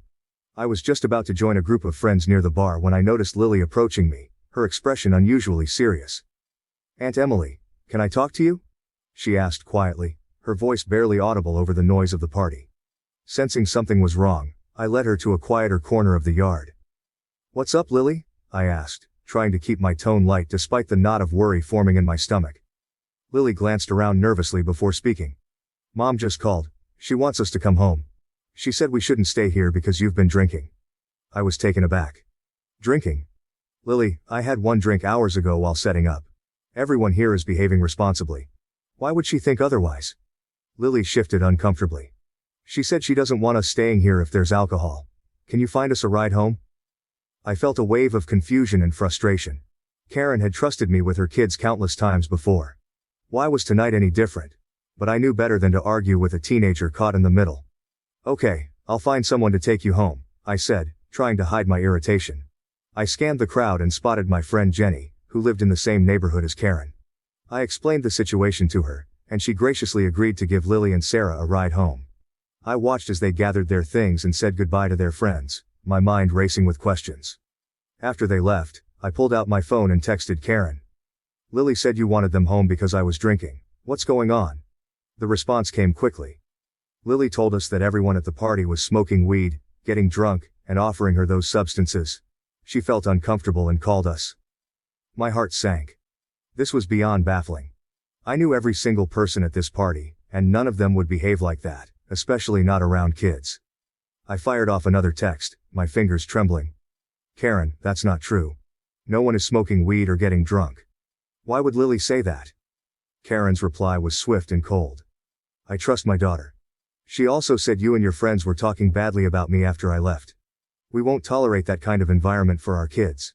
My chest tightened with a mix of anger and hurt. The idea that my niece would fabricate such outrageous lies was shocking, but what stung even more was Karen's readiness to believe her without question. I stared at my phone, my thoughts a whirlwind of disbelief and betrayal. How could this happen? How could Karen, my sister, think so little of me? In a daze I made my way to the patio and sank into a chair, trying to process what had just unfolded. Tom noticed my distress and came over, his face filled with concern. "Emily. What's wrong?" I handed him my phone, unable to find the words. As he read the messages, his expression darkened. "This is ridiculous. We've known these people for years. No one here would ever do something like that." I nodded, fighting back tears. "I know, but Karen believes her. She thinks we're all a bad influence." Tom put a comforting hand on my shoulder. "We need to talk to her in person. This can't be resolved over text." That night, as the party continued around us, my mind was elsewhere. The joy and laughter felt distant, replaced by a gnawing sense of betrayal. I couldn't understand why Lily would make up such lies, nor why Karen would believe them so readily. Memories of countless family gatherings, of times I had been there for Karen and her kids, flashed through my mind, now tainted by this unexpected rift. The following day, I woke up with a heavy heart, the events of the previous night replaying in my mind like a bad dream. The messages from Karen haunted me, her unwavering belief in Lily's false accusations cutting deep. I had hoped for some support, some acknowledgement of the absurdity of the situation, but none came. Instead, Karen's response was distant and resolute, making it clear that she sided with her daughter without hesitation. Later that afternoon, I decided to call Karen, hoping that a direct conversation might help clear the air. When she answered, her tone was guarded, a stark contrast to our usual easy rapport. I tried to explain my side, reiterating that no one at the party had behaved inappropriately, and that the accusations were baseless. But Karen remained firm, her trust in Lily unshaken. "I believe my daughter, Emily. She's never lied to us about something this serious before," she said, her voice devoid of the warmth I had always associated with her. I felt a surge of frustration. "Karen, you know me. You know I would never allow anything like that to happen, especially not around kids." There was a pause before she responded. "I'm sorry, but I have to put my children first. I can't risk their safety." As the conversation ended, I felt a deep sense of betrayal. My own sister was choosing to believe a blatant lie over years of trust and shared experiences. I was at a loss, unsure of how to repair the damage or if it could even be repaired. In the days that followed, my brother-in-law Mark tried to play the role of mediator. He called me, expressing his regret over the situation and his desire to find a resolution. Mark was usually the calm, rational one in the family, and I appreciated his attempt to bridge the gap. However, his neutral stance only added to my frustration. "Emily, it's hard for me to say who's telling the truth here," he said. "I just want to make sure the family stays together and we find a way to move past this." His words, though well-meaning, felt like a dismissal of the truth. "Mark, it's not about taking sides for the sake of peace. It's about recognizing that what Lily said is completely false and harmful." Mark sighed. "I understand, but we have to consider Lily's feelings too. She's just a kid after all." I wanted to scream. This wasn't about hurting a child's feelings. It was about defending my integrity and the integrity of my friends. But it was clear that Mark, like Karen, was caught between believing his daughter and maintaining family harmony, even at the cost of truth. As the days turned into weeks, my frustration grew. I couldn't shake the feeling of being unjustly wronged, and the lack of support from Karen and Mark only deepened the wound. I found myself reflecting on the past, recalling the numerous times I had stepped in to help with Lily and Sarah. There were countless instances where Karen and Mark had called me in the middle of the night, desperate for help with Lily's rebellious behavior. I had driven across town to pick her up from parties she wasn't supposed to be at, calmed her down during heated arguments, and even mediated between her and her parents when things got particularly bad. I had always been the one they turned to, the reliable sister and aunt who could handle any crisis. One memory stood out vividly. A year ago, Lily had run away after a particularly explosive fight with Karen. They had called me in a panic, and I had spent hours driving around the city until I found her at a friend's house. She had been scared and defiant, but eventually, she opened up to me. I had brought her back home and helped mend the rift between her and Karen. It was one of many times I had put their needs above my own, doing everything in my power to keep the family together. Now, all those efforts seemed meaningless. Despite everything I had done, despite the trust I thought we had built, it was shattered in an instant by a teenager's lie and a sister's unquestioning belief in it. The betrayal cut deep, and I found myself questioning the very foundation of our relationship. The sense of betrayal and frustration gnawed at me, refusing to let go. Every waking moment, I replayed the events in my mind, trying to understand how things had gone so wrong. Finally, I decided I needed concrete evidence to clear my name and restore my reputation. That's when I remembered the security cameras we had installed around the pool area. Tom and I had set them up for general safety, to keep an eye on things during parties and gatherings. Now, they could serve a more critical purpose. Determined, I made my way to the living room where the security system's monitor was set up. Tom joined me, sensing the gravity of the situation. We sat down and began to review the footage from the day of the party. As the video played, I felt a mixture of anxiety and hope. I watched closely, my eyes scanning every detail, every interaction. The footage clearly showed the party in full swing. Kids splashing in the pool, adults chatting in small groups, laughter and smiles all around. There was no sign of any inappropriate behavior. No one was smoking weed, and the alcohol consumption was minimal and responsible. I saw myself, holding a single drink while setting up hours before the guests arrived. I saw Karen leaving for work, waving goodbye to her daughters. Everything was as I had remembered. Then, I found the moment when Lily approached me, asking for a ride home. The footage showed her looking uneasy, but there was no evidence of anyone offering her substances or engaging in any illicit activities. It was clear, the party was exactly as I had described. Fun, relaxed, and family-friendly. I felt a surge of relief but also a renewed sense of determination. This footage was the proof I needed. I quickly transferred the relevant clips to a USB drive, my mind racing with how I would present this to Karen and Mark. They needed to see the truth, to understand that Lily's accusations were baseless and damaging. Tom, always my pillar of support, placed a reassuring hand on my shoulder. "We'll show this to Karen and Mark. They need to see what really happened." I nodded, my resolve strengthening. I hope this will make them realize how unfair they've been. That evening I called Karen, keeping my tone as calm as possible. "Karen, I have something important to show you. Can we meet tomorrow? It's about the party." There was a pause before she replied, her voice wary. "All right. Mark and I will come over." The next day, they arrived, their expressions a mix of curiosity and apprehension. I could feel the tension in the air as we sat down in the living room. Taking a deep breath, I handed the USB drive to Tom, who connected it to the TV. The footage began to play, and I watched Karen and Mark closely as they absorbed the scenes unfolding before them. Their faces showed a range of emotions: surprise, confusion, and eventually, realization. The video left no room for doubt. The accusations that had caused so much strife were completely unfounded. When the footage ended, there was a heavy silence. I turned to face Karen and Mark, my heart pounding. "This is what really happened. You can see that no one was smoking or getting drunk. Lily's claims are false." Karen looked shaken, her eyes flicking between the screen and me. Mark, usually composed, seemed at a loss for words. Finally Karen spoke, her voice trembling. I don't know what to say. I didn't expect this. I tried to keep my emotions in check. I understand that you want to believe your daughter, but you need to see how serious these accusations are. They could have ruined lives, careers." Mark nodded slowly, his expression troubled. "We need to talk to Lily. Clearly there's been a misunderstanding." As they left, promising to discuss the footage with Lily, I felt a mixture of relief and lingering sadness. The evidence was irrefutable, but the emotional damage had already been done. Trust had been broken, and I wasn't sure how long it would take to rebuild, if it could be rebuilt at all. For now, all I could do was wait, and hope that the truth would finally bring some semblance of understanding and reconciliation. After being married for nearly 35 years, I discovered that my husband had a side piece for 2 years. I was devastated and decided to divorce. I've been married almost 35 years, yes, to the same person. And while it hasn't been perfect, it's been all right. Kids, dog, white fence. I've got those.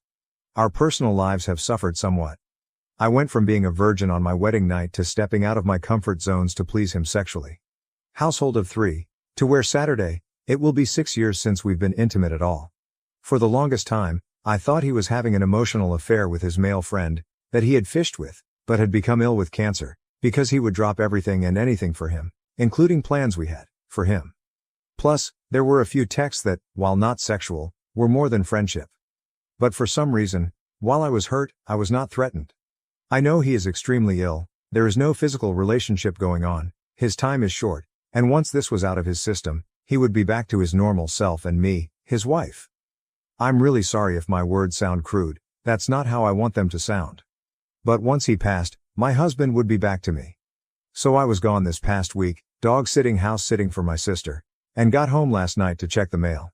There was a blank envelope with everything typed.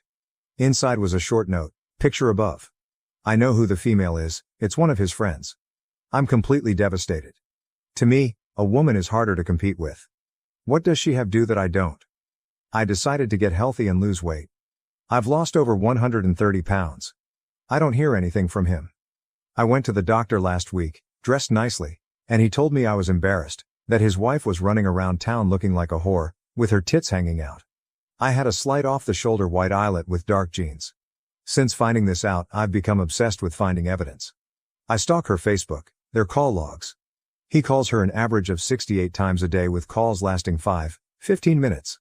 I'll drive by her house. I'll type and delete her name, phone number, address, wanting to confront both of them, blame her, blame him. Wonder what she has that I don't, how I can fix this. Do I want to fix it, does he? What should I do? Where do I go? How? I've cried for 2 days now. I can't stand to look at him, and I'm afraid to talk to him. Update 1. So after a few days of crying and feeling miserable, I became obsessed with finding more information. Mind you, this all came to light last Sunday.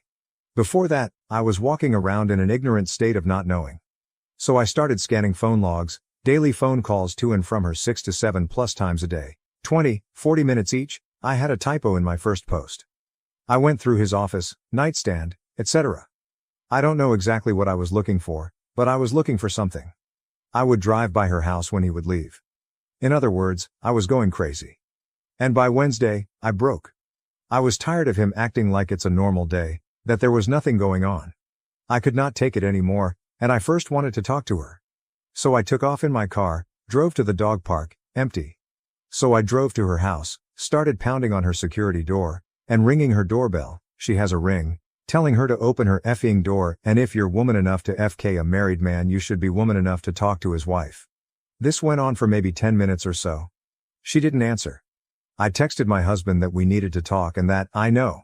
My sister is on the phone with me trying to calm me down and get me to leave her place before the police are called. In the 3 minutes, yes, he picked someone in our community, it took me to get home. Not only had she called him, she also sent him the video. So I confronted him, somewhat. It was more like he gaslit me the entire time. He said, "Get your ass in the house, I can't believe you did something so effing stupid," etc. And turned it around on me. "You're always sitting on the couch unless your sister invites you out." And he didn't deny he was with her. "It's none of your business." When I asked if he would stop seeing her, he said he would not give her up. She is a good friend of his. And the biggest smack in my face, he wants me to apologize to her for embarrassing her in her neighborhood. And I guess she is talking about filing a restraining order against me. So Thursday and Friday, I finished my pity party, and Saturday, I started doing things I never thought I would have to do on my 35th anniversary. I reached out to divorce attorneys. They were closed but filled out the forms for consultations. I also started a resume and applied for jobs, but after not working for 20 plus years, what kind of work am I going to be qualified for? I stayed at my sister's this weekend. I needed the change of scenery between his attitude, the not happening anniversary, and the funky feeling. I needed a break.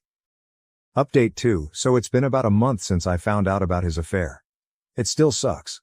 And I'd like to say I've totally gotten over him, but one doesn't turn off feelings like a light switch. At least I don't. And sometimes, I think, maybe we can fix this, but then he does something awful again, and I'm back on track with my plans and goals. So I've set goals for myself and have been working towards them. My first one, get a job. I was a housewife for 99% of my marriage. Not only did I get one, I found 2 that I can work at the same time. I opened a secret account, not in my name, and am stashing all my extra money in it. He controls all the house money tightly, so I have to get creative. He knows about one job, not the other one though.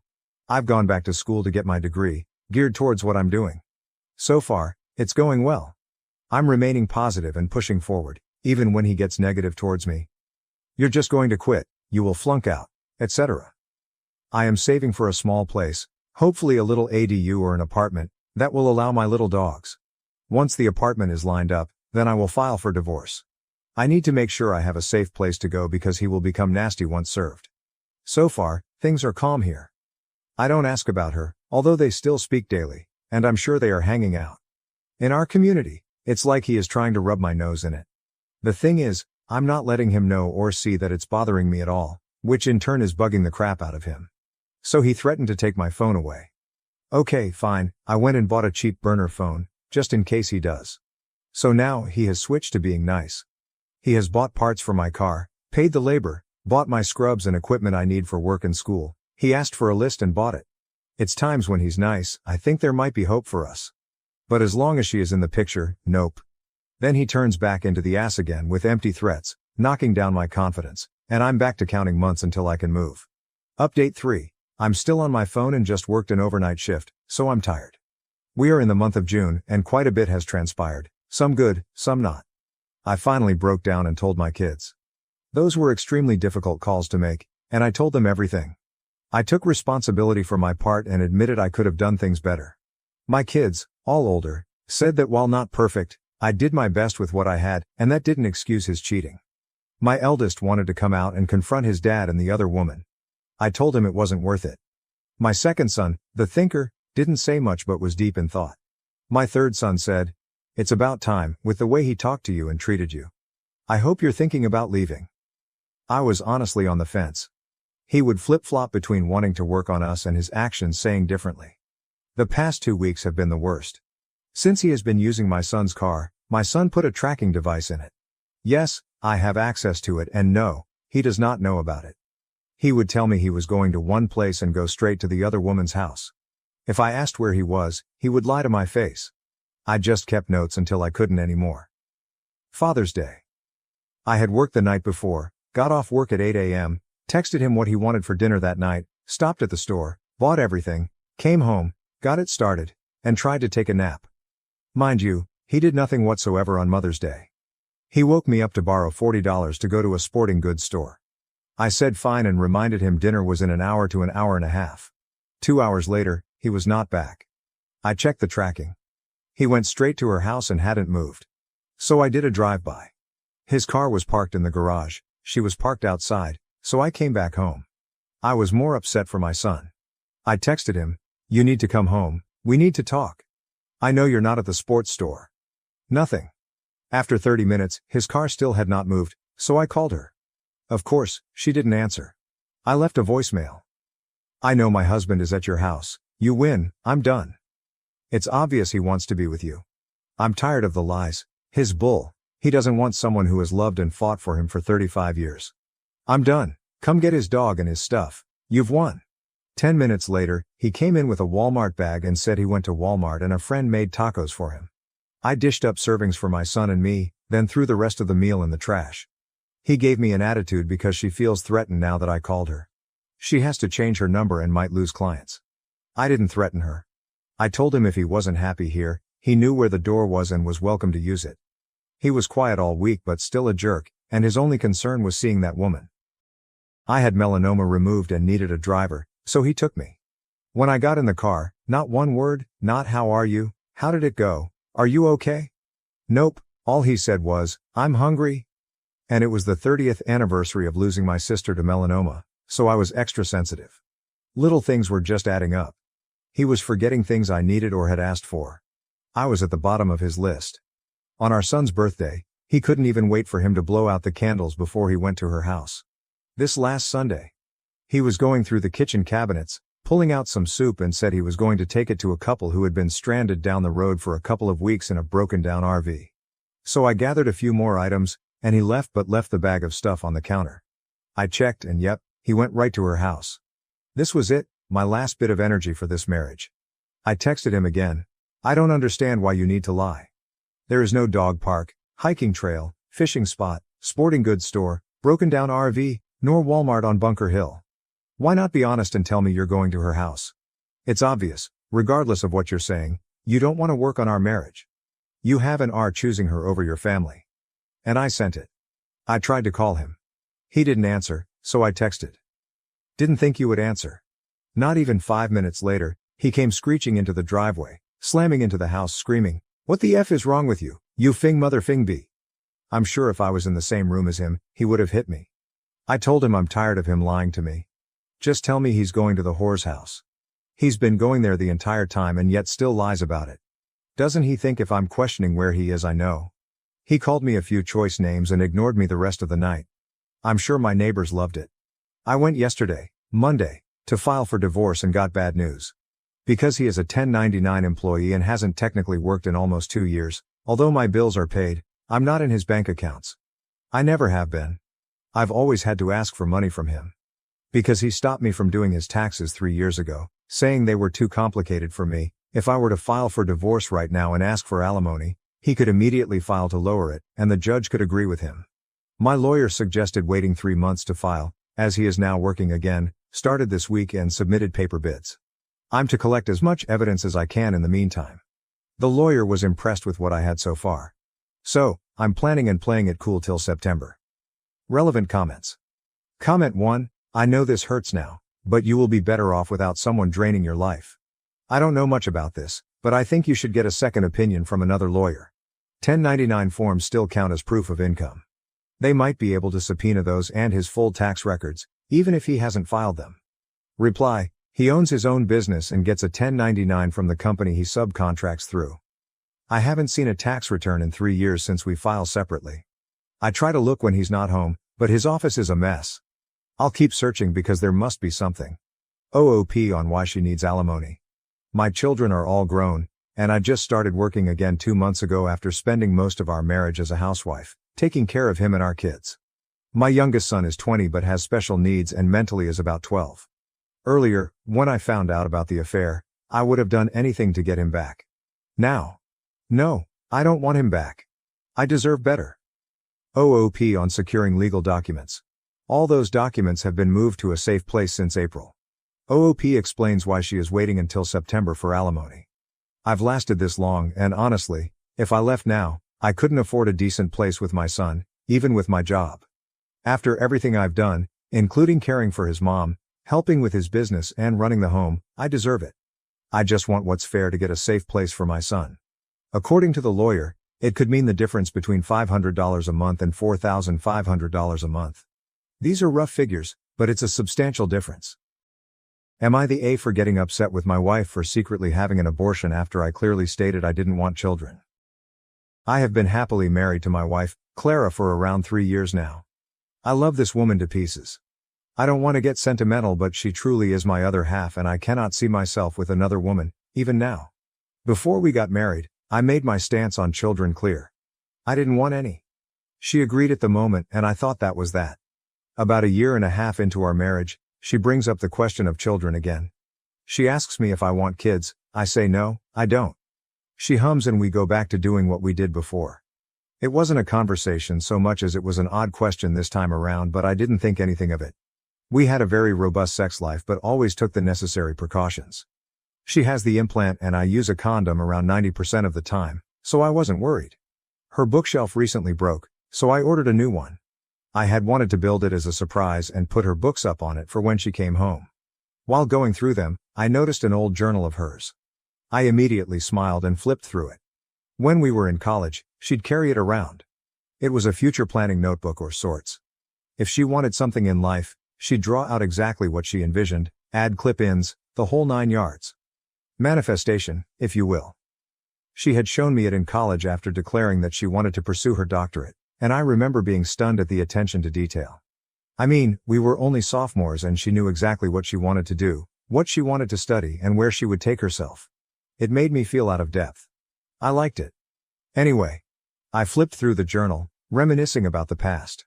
I hadn't expected there to be any new entries, at least not anything recent that I hadn't experienced with her.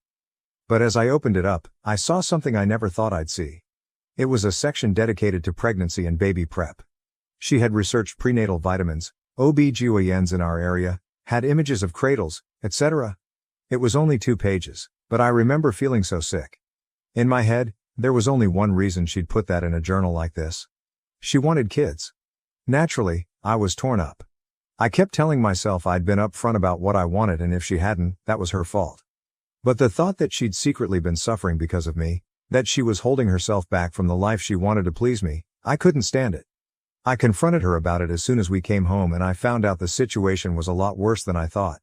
Clara did indeed want kids, but claimed she wanted our relationship more and was okay with compromise. I asked her 1,000,000 times if she was sure. I really wanted her to be honest and not feel like she had to hold anything back. She insisted that not having children wasn't a deal breaker for her, but I kept pushing. I couldn't understand why she'd put something that wasn't that important to her in that journal. In the midst of our conversation, she dropped the bomb. She told me she had an abortion 1.5 years ago. Offered up the information like I should have been relieved. Like it was the proof she needed to convince me that she meant what she had said about children not being a deal breaker. I can't describe what I felt at that moment. What I'm still feeling. What I can say is that I have never blown up at my wife the way I did that night. I didn't put my hands on her. I would never put my hands on her, but it was not a pretty exchange. I just remember feeling hurt that she hadn't consulted me on such an important decision. That she went and had such a life-altering procedure without discussing it with me. That I didn't even fucking notice that it happened. I mean, those things have side effects, right? She would have been bedridden for days afterwards, in physical and emotional pain. How could I not have seen the signs? I'm still beating myself up about it. I remember her asking me if I wanted kids, but nothing about her emotional state for the rest of that week when she would have had the procedure done. How much can I really claim to care about her? I don't want children, I still don't.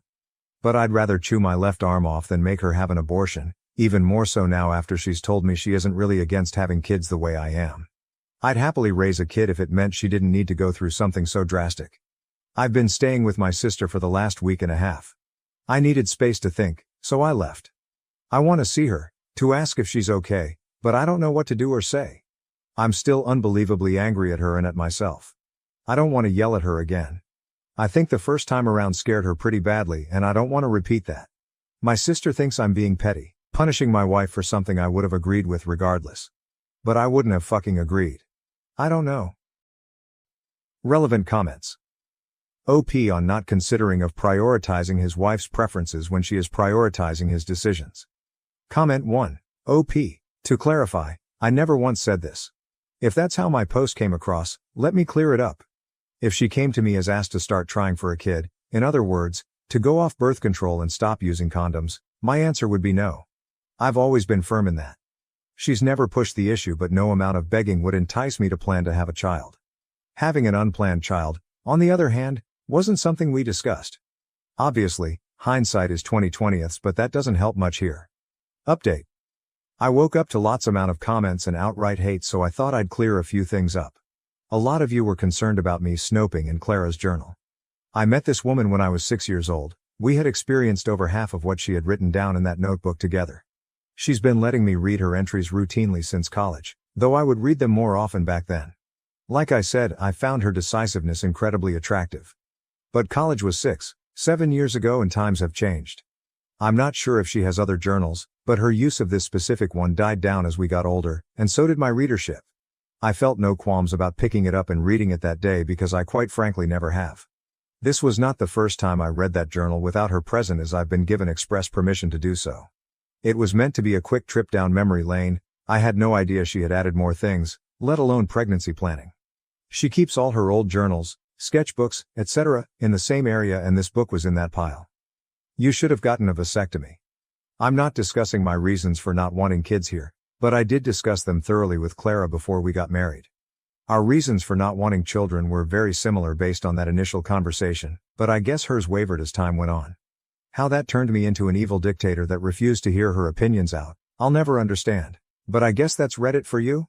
I didn't get a vasectomy because I'm not sure that I won't want kids 10-15 years down the line. I am positive I don't want them at the current moment, but I'm 27. Opinions and circumstances change. Regardless of its reversibility, it's marketed as a permanent surgery. Vasectomies are covered by my health insurance, but reversals are not. It simply made no sense to invest in something I wasn't sure could be undone if I didn't want it anymore, not when Clara and I were taking the necessary precautions to avoid pregnancy otherwise. She got on birth control way before we started having sex. I had absolutely nothing to do with that decision. As far as I know, she's quite happy with it. The chances of pregnancy with the implant are less than 1%, even less when using condoms as well. We talked about the decision together and ultimately decided a vasectomy wasn't the right choice. Someone actually went as far as to say that because I didn't get my vas deferens cinched, an unexpected pregnancy was inevitable. A 0.5% chance and inevitable are two vastly different things. You guys do realize that vasectomies aren't 100% effective either, right? Unless you're pushing for abstinence, I really don't want to hear it. We also don't go raw unless we both agree to it, which I would never pressure her to do. You verbally abused her. Clara and I both grew up in shitty homes. Our parents yelled and were extremely combative. After growing up in that environment, we agreed to avoid that kind of behavior in our relationship, and we do our best to keep to that. I have never raised my voice at her before this argument. I'm more on the timid side, So I imagine it was a shock for her to see me so angry. She also just doesn't do well with yelling in general. It wasn't my words, so much as it was my tone. Should I have raised my voice? No, but I'm not an infallible robot. My comment about not putting my hands on her was to draw conclusions away from physical violence. Clearly it wasn't taken that way and had the opposite effect. The exchange was heated on both sides, lots of things were said. It was the worst disagreement we have ever had, and we have been together for close to a decade, close friends for even longer. That being said, I still think it was on the tamer side of the overall spectrum, relative to other people. That spectrum might be a bit skewed due to my childhood, but take that as you will. You're a dick for leaving her for a week and a half. To be fully clear, this was a mutually respected decision. I told her I needed space to think. She suggested I take it outside the house. Granted, she wasn't the happiest when she said it, but we had just finished a heated argument. We texted the entire time I was at my sister's place. Very dull and mundane conversation, mostly pleasantries, but I didn't just abandon her. We weren't speaking audibly, but we weren't in contact. I don't know how else to phrase that. Things were just tense and very different from our usual level of interaction. Everything was surface level. We would check to make sure the other ate, showered, whatever else, but that was it. There was no continuation of our discussion while we were apart. We were both taking the time to make sure we were in the right headspace to have a proper conversation, as is common for our relationship. It just took me a bit longer to get there. She wouldn't have been bedridden. Abortions aren't that deep. I'll concede to the physical aspect of this. I've often heard them described as a bad period, and a lot of the women in my life tend to tap out during their monthlies, which is what I based my assumption on. I accept that it was incorrect. Though I'm not sure if I should, because half of you agreed with my take in the post, condemning me for not noticing, and the other half told me I was overreacting. Again, I guess that's Reddit for you. More importantly, I will not agree on the general take on the emotional aspect. At the time, I still did not believe Clara genuinely wanted to have an abortion after hearing her updated stance on having kids. I imagined her feelings would be on par with someone who experienced a miscarriage rather than an abortion because of this. I still do. The only thing that would change my mind at this point is Clara herself. You should go to couples counseling and seek therapy individually. We are both in different types of talk therapy and have been for several years. I'm not sure how helpful couples therapy would be on top of that, but I'm not opposed to it. Asking if you wanted kids was enough. She doesn't owe you anything. Reading through the comments, many of you thought this, and we're simply going to have to disagree. As the father of the child, the decision to abort should not have been made without my clear and explicit knowledge that she was pregnant. We weren't separated at the time, nor did I cheat, and contrary to popular belief, I'm not abusive. I deserve to know. I won't apologize for expecting my wife to consult me on family planning decisions. I'd do the same for her 10 times over if roles were reversed. Call it controlling. I really don't care. Asking if I want kids is a completely different discussion than terminating a pregnancy. I am on my way home now and will update if the situation changes, likely sometime this week. I'd ask for well wishes, but I think it's clear none of you are rooting in my favor. Fucking hell. Edit. Took out the numbers to prevent text from looking long and blocky. Final update. Before I got into where Clara and I are now, a lot of you had some misconceptions concerning things like me reading Clara's journal, vasectomies, and other things. I made a separate post addressing those. Read it, don't, whatever. I came home the morning following my initial post and Clara and I had a very long conversation. We both apologized for letting the previous conversation get out of hand and acting out of character. I also explained why I left in the first place and apologized for raising my voice. She's especially sensitive to that kind of thing, so I addressed it first. She forgave me and said as long as we could keep things calm this time around it would be okay. She was more interested in finding out what I was so deep in thought about that I was gone for so long. Again, we do take breaks from conflicts from time to time and revisit them when we're calmer, though this was the first one where I physically removed myself from her proximity. I told her how I initially felt after reading her journal entry. I hadn't been mad then. Part of me was confused. We had agreed on no kids before getting married after all. The other half was riddled with anxiety. Contrary to what you may all think, I adore Clara. She is quite honestly one of only good things this life has given me. I didn't want to lose her, but if she wanted kids badly enough to put them in her journal, I wasn't sure what that would mean for us. She downplayed the importance of the entry. In her view, not everything she puts into the journal is something she's genuinely hoping for. Some things are just nice to fantasize about, and not every fantasy is meant to be reality. I was honest. I told her that her words were hard to believe given how meticulously she had written everything down and planned it out. The last thing I wanted was for her to harbor resentment over what her life could have been. She assured me that wasn't the case, but I'm still unsure. Talking about the abortion itself was hard on both of us. I wanted to know if she was in pain, what signs I had missed. I didn't really press for details on the procedure, but we talked a lot about how she felt afterwards, why she hid it, and how she came to her decision. I just held her in my arms and listened for the most part. It was gut-wrenching to say the least.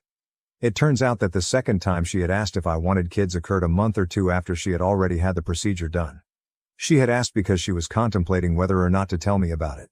I guess she had ultimately decided not to. She told me I was actually with her the day she took the pills. I remembered the day because she had been crying and I wasn't sure why. When I asked, she cited cramps, so I got her a heating pad and laid down with her. Her periods have always been pretty hard on her, so I guess I didn't think much of it. In hindsight, I should have realized something was up because she hasn't had bad cramps in years. Still, I'm glad she didn't go through it completely alone. Much later that day, I asked her why she didn't come to me when she realized she was pregnant. In her eyes, she was protecting our relationship. She knows our circumstances, my reasons for not wanting kids, my stance on abortion. She didn't want to burden me with having to choose between the two, and so she made the choice herself. As hard as I try, I can't understand or accept her reasoning. Her decision to go through this alone, while meant to shield me, inadvertently communicated that she doesn't trust me to support her or handle the truth. All I understood is that she feels like she can't lean on me when she's in trouble. And if that's the case, I'm not sure why we're married. She's always been independent, but this is the first time I've felt completely blindsided by not being included. I asked up and down if I'd given her a reason to doubt me, to doubt my commitment to her. If she felt I wasn't a reliable partner, etc. She said no, but that just makes all this harder to grasp. She said she was afraid saying anything would change how I viewed her, our relationship, but I'm having a hard time distinguishing insecurity, anxiety from reasonable doubt. I asked her if she knew I loved her, how much I care for her, the lengths I would go to make her happy, etc. She laughed a little and reminded me of a line from my wedding vows. We shared private vows before our ceremony and I had said quite a bit. I was a little shocked that she remembered that portion at all, let alone word for word. We transitioned to talking about the promises we made to one another, and just times in our relationship where we had complete trust, faith in one another. It helped put us both in better moods and ended the night on a lighter note for both of us. We're doing okay at the moment. Not quite where we were before, but getting there. Everything's still incredibly raw, including our eyes. We both broke down 5 minutes into the conversation. Clara is against couples counseling right now. I'm ambivalent, as we're still working a couple of things out on our own. I'm not sure how helpful a third party asking what steps we're willing to take to improve trust and transparency will really be, but I'm open to anything at this point. We're not leaving one another. Issues or not, we both think it's clear that there's still an abundance of love between us, and we don't want to throw that away. Some of you will be happy to know that Clara and I decided on a new rule for ourselves. Clara was a lot more upset about my leaving than she initially let on. From now on, the distance between the top and bottom floors of our home is all the space either of us are allowed to take. We need to cool our heads. If proximity really does become an issue, the max either of us are allowed to stay outside the house is 48 hours. So no more week-long stays at my sister's. My love for my husband has been gradually dying since he forced me to choose between an open marriage and divorce. My husband, Leo, 34, and I, 30, have been together for 7 years, married for 4 of them. We don't have any kids and we don't intend to. 2 years ago, Leo asked me for an open marriage. I was devastated at the time. I couldn't understand why he didn't just want me. I couldn't even comprehend the idea of sharing him either. He gave me the same song and dance a lot of men give their spouses, swore up and down that he loved me. I just wasn't fulfilling his needs. He needed more than what I could give. It was just to spice up our life, it was just sex, etc. I did ask if there was someone else. He said no. To this day, I'm still not sure if I believed him. But at the time, I was angry and hurt and said no. He pestered me to change my mind for a week before giving me an ultimatum. Open marriage or divorce. I chose an open marriage. I just couldn't bear the thought of him leaving me at the time. We have rules. We can't bring any partners home. We have to get tested for STD every 3 months. 1 weekend out of the month must be left free for us time. Any money we spend on with our partners must come from our personal accounts. I didn't partake in the open marriage myself for the first 3 months. Leo obviously did right away. He seemed to be gone or out late almost all the time, but he always acted so happy and loving towards me while I felt like I was dying inside. It killed me to think he was sleeping with other women, and I felt so lonely and unattractive and not good enough. I told my sister, Katie, 26F, and a few close friends everything. Katie told me to just play his game and be part of the open marriage too. If he can sleep around, so could I. I honestly didn't have much confidence in myself at the time. I'm a bit overweight and I've never considered myself conventionally pretty. I was afraid this would just humiliate me further. Katie and my best friend Jessie, 30F, set up my online dating profiles for me. I got so many matches that it was overwhelming. When I told Leo, he was surprised, but told me to do whatever I thought was best. Jessie helped me choose my first date, and I actually had a great time. He didn't pressure me for sex and took me out to drinks and dinner. We did have sex eventually, but it was all just casual and we didn't see each other after a couple months of casual dating. That first guy really made me feel more confident in myself. So I kept going on dates with men.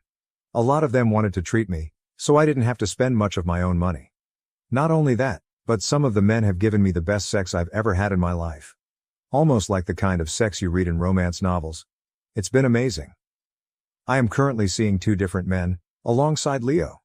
One, Mark, 38M, is more of a steady boyfriend I've been with for about 6 months, and the one, Steven, 25M, is very casual, mostly just hanging out and sex. They know about my open marriage, other relationships, and are fine with it. My husband has not been so lucky. In the beginning, he definitely was. He was always out and about and didn't seem to care even when I started dating too. But now he just complains a lot and hasn't been going out much. He whines about how he's usually the one spending money. A lot of the women he tries to be with want an emotional connection before sex. He often wants to be with younger women, but they want younger men. He's also been upset that I go out with random guys so often while he's at home alone all the time. He hasn't asked to close the marriage yet, but I feel like he will soon. He keeps saying he misses us and wants to spend more time together. He tried to initiate sex a lot more too. He wants to go on dates and go on vacations and all that stuff more and more, and he gets upset when I tell him I can't because I've already scheduled to do stuff with my partners, mostly Mark. Honestly, I don't think I love Leo anymore. I care about him, but I just don't love him. I'm not saying I love Mark or Steven, but I honestly feel closer to Mark nowadays than I do Leo. Mark makes me feel comfortable and safe, and I love spending time with him more than my own husband. Steven is funny and sweet and really good at sex. Katie and Jessie have been wanting me to divorce for a year now, but I was afraid of hurting him and thought I still loved him. But I think my love for him died when he asked for this open marriage in the first place. Seeing him get all pissy about it now just because he's not benefiting from it is also a turnoff for me too. But I don't know if divorce is the best option. I still care about him and I still don't want to hurt him. Maybe if he finally asks to close the marriage, we can talk about it then. Relevant comments. Comment 1, divorce. You're happier without him. He would only want to close the marriage because he can't get laid, not that he only loves you. OP. We've just been together for so long that the idea of him not being there feels weird. Which sounds stupid since I have 2 other partners, so it's not like I'll be lonely. But Leo was a part of my life for so long that for him to not be there just doesn't feel right. But you're probably right. OP on her husband dismissing her feelings regarding the open marriage. OP, I really do think Leo does love me, in his own way. Even when he was more active in the open marriage, he still made time for me and still did a lot with him. For me. But you're probably right on the divorce. Comment 2, part of the issue is the main relationship is supposed to be the important one, so the whole 1 weekend a month for us time wasn't enough. OP, I actually did argue that in the beginning, but he insisted that he needed to keep his weekends free. He did spend a lot of time at home during the weekdays, so in his mind, that made up for it. Comment 3. What if he finds evidence of your open marriage and frames you as a cheater and then brings you to the cleaners? At this point, I wouldn't trust Leo. What you're experiencing is normalcy. You're used to his presence in your life. But how long are you going to live like this? OP. Jessie had the same train of thought of you and actually took screenshots of his dating profiles during the beginning of the open marriage. She also told me to save screenshots of any texts we had about the open marriage. I don't think Leo would do that, but I also didn't think he'd ever ask for an open marriage. So what do I know? Update 1. Hi everyone. I got so many comments and messages on my last post, which got deleted for some reason, that I was a bit overwhelmed. Especially when a lot of you kept saying the same thing, divorce, divorce, divorce. But the thing is, I think a part of me still loves my husband. I know in my last post that I didn't think I loved him anymore, but I can't just forget about the things that I do love. I love when he sings in the shower. I love when he laughs so hard he snorts. I love when he kisses my forehead when I've had a bad day. I love when he holds my hand when he watch TV together. Leo has done a lot of shitty things, but he really isn't the big asshole people think. Maybe that was my fault. But even if I do still love him, I'm not in love with him anymore. I don't think I have been for a while. I care about him, a part of me does still love him, but you all were right. I should have just divorced him when he gave me that ultimatum in the first place. This past Saturday, we had the big talk. I initiated it, but he didn't seem too surprised. I just told him that I noticed he didn't seem to like me going out with Mark or Steven and asked if there was a problem. He said there was. But he didn't ask me to close the marriage. He just asked me if I still loved him. I said something like, not like I used to. He broke down crying, which made me cry. I guess he had known for a while that I wasn't in love anymore, but he had hoped he could win me back if he funneled all of his energy into me. I was honest and told him that during those first 3 months of our open marriage, I think my love for him died and I just couldn't get it back. I did tell him that I still cared about him and that I did love him, but it's not the same as it was. He asked if I loved Mark or Steven, and I said no. I like being with them and I care about them a lot, but I can't say I'm in love with either of them. I also finally asked him why he wanted the open marriage in the first place. A lot of you in the comments said he already had someone lined up and you were right. He had someone at work he was interested in and she wanted him too. The open marriage was just to get permission. He honestly never expected me to also get my own partners because of how unconfident I was, but he didn't want to stop me either because he thought nothing would come of it. He didn't really like me seeing other men, but he knew it wouldn't have been fair to tell me no when I gave him permission first. I guess Mark and Steven made him insecure because I was spending so much time with them on a regular basis. The open marriage was just sex on the side for him. He only did hookups and they never lasted long. He genuinely always just loved me. But he thought I was falling in love with my partners and he was losing me and wanted to win me back. We cried a lot and talked a lot. We've decided to get a divorce. Since the house is in his name, I'm going to move out and live with Katie for a while. He told me I didn't have to and I could stay until the divorce was finalized, but I just can't. It's too hard to even look at him sometimes. I don't know how I feel, to be honest. I thought I would be relieved or sad, but I'm just tired.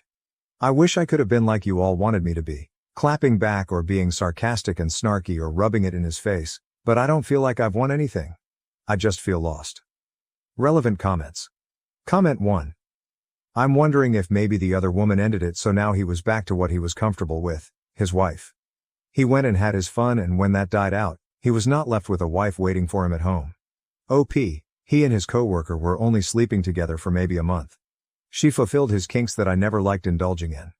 That's why he was with most of his partners, because I wasn't interested in his kinks. Comment 2, he stepped out of this marriage first and tried to have his cake and eat it too. The thing with open marriages is that you can never count on how emotions will change. Sex is a very intimate action and many people will develop emotional connections, those connections come at a price. He placed a bet and he lost. At least he's man enough to acknowledge it and own up to it. There is no easy answer. OP, I wish you healing OP. Thank you. Leo just thought the open marriage would be a way for him to get all of his kinks he couldn't do with me, because I wasn't into it. He knew how unconfident I was, which wasn't because of him. A lot of people seem to think that he eroded my self-esteem but he didn't. We can thank my mother for that, but that's a whole other can of worms, so he never expected me to partake in the open marriage either. Comment 3, so he never expected me to partake in the open marriage either.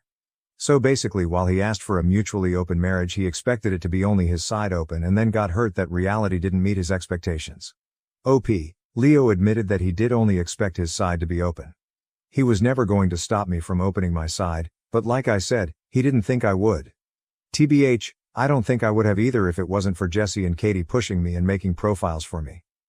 Am I the A for defending a bride who left her groom at the altar after learning of his alleged affair, causing family turmoil and accusations?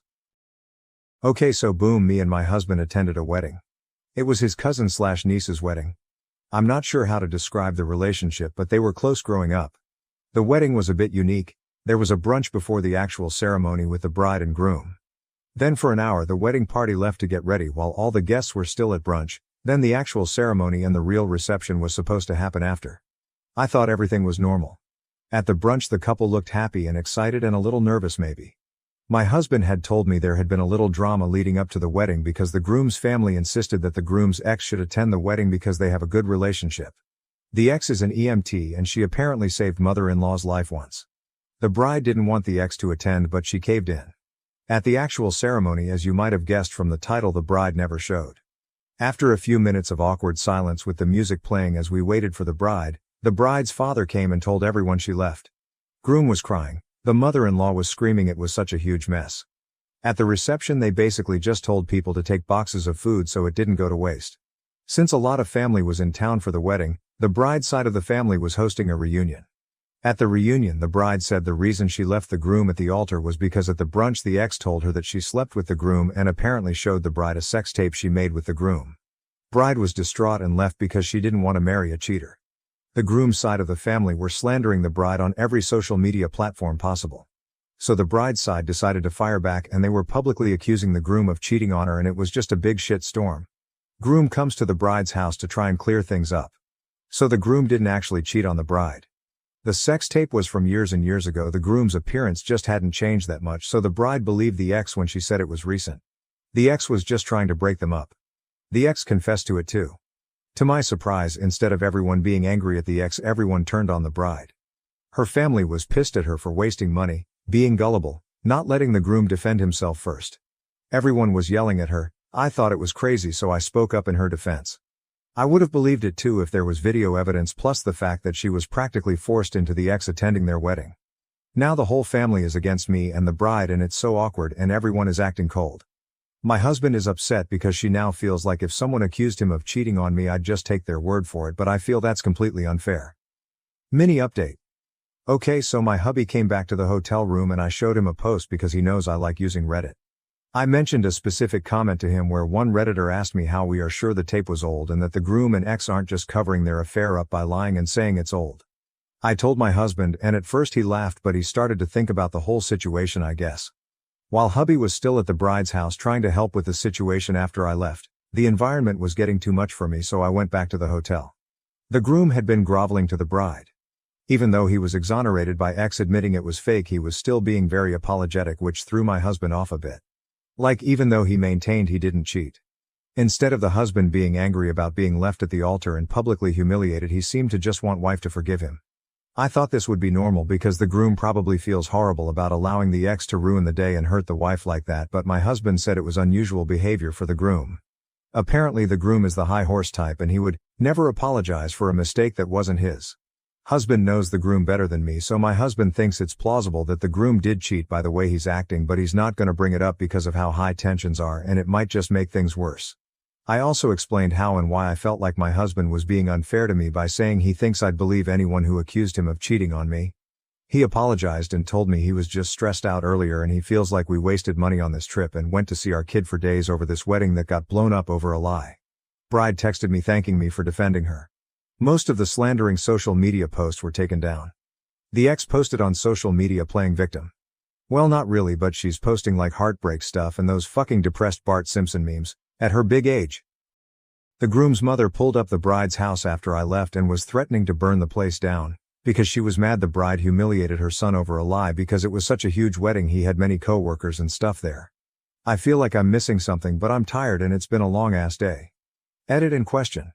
A few people are saying I should show this post to the bride, but I'm a bit scared she won't react well to me putting her business online because I don't know her that well, but at the same time I feel like she might appreciate that most people are on her side.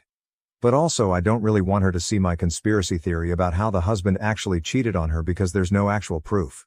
Should I? My husband's sister died from falling down the stairs 6 months ago. Now my husband has suddenly and baselessly accused me of killing her. This is long and ridiculous. Sorry. My 30 husband, Luke, 33, had a sister, Laura, 29. We were all close and saw each other 2-3 times a month, along with their parents. Almost 6 months ago, Laura fell down the stairs at their family home and died. It was a freak accident. There's a window on the half landing and she hit her head on the sill. I was the last person to see her. I was there for less than 10 minutes and she was in her pajamas making coffee. I didn't even stay for a drink, and I struggle with how such a brief and meaningless interaction could have been her last. She deserved so much more. My husband and I have only been married for a year, but we've been together for 4 and have known each other for 20 plus. When Laura's parents found her, they called my husband straight away and we rushed over. We faced the whole thing as a family. In the days after, Luke started quizzing me. Exactly what we talked about. What she was wearing, where we were standing, etc. It progressed to saying I was providing conflicting information, on tiny details he was deliberately misunderstanding, and accusing me of withholding information because I couldn't tell him things like what pajamas she was wearing. This escalated quickly but lasted for less than a week, as I lost my cool and made it clear that I was done answering questions. He didn't bring it up again and I wrote it off as a grief quirk. His behavior was generally that of a normal, grieving person. Last Friday, he outright accused me of murdering her, in front of his parents. Out of the blue. We were all stunned. There was an inquest which recently concluded and there was never any doubt the verdict would be accidental death. He said it was completely obvious and he couldn't believe that no one else could see it. He claims I went through his phone and found his messages with Laura. I have absolutely no idea what messages he's talking about.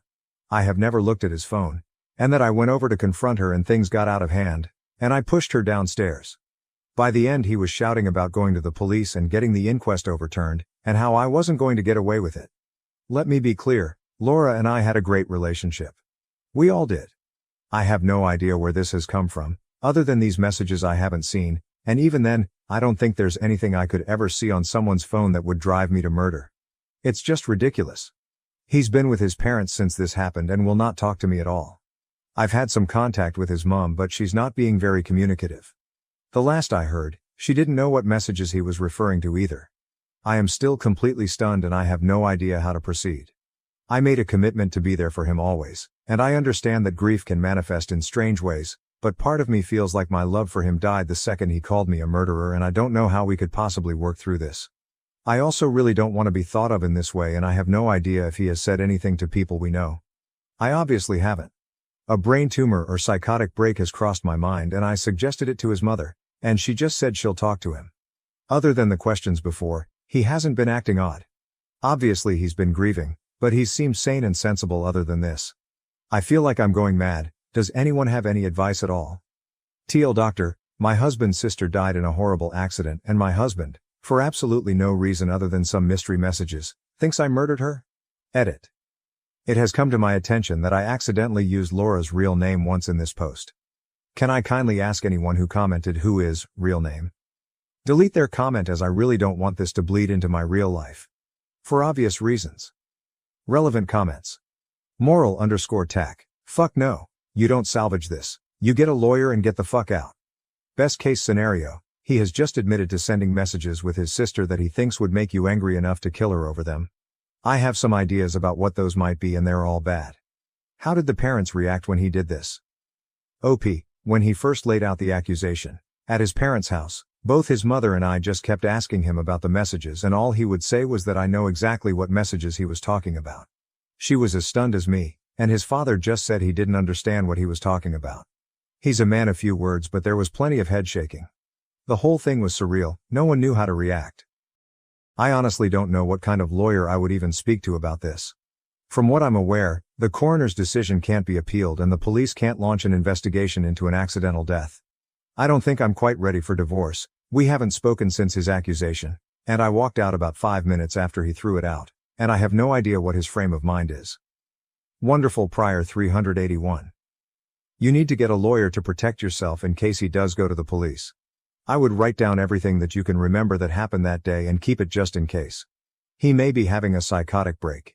As stated, don't talk to him or his immediate family or your friends without someone present or preferably by text or email. Save everything. You need to take his accusations seriously and cover your ass. OP, I was interviewed by the coroner's office after her death as I was the last person to see her. She died about 3 hours after I saw her, and I'd been to the supermarket and was home by that point. It's all verifiable and was a recorded interview. I haven't spoken to anyone but his mother, and that's only been over messages. She's never been a big texter, but she has seemed very cagey over the past few days. I don't know if this means she's seen the messages. I've asked and been ignored. Grolsh's good. I think they mean to record everything you remember about the day your soon-to-be ex accused you of murder. OP, I'm feeling so freaked out at the idea that he came up with this almost immediately after her death, and has either been sitting on it or planning his confrontation, that I'm basically trying to dissect the past 6 months. Maybe it's time I start writing things down. Right until it happened, things felt very normal.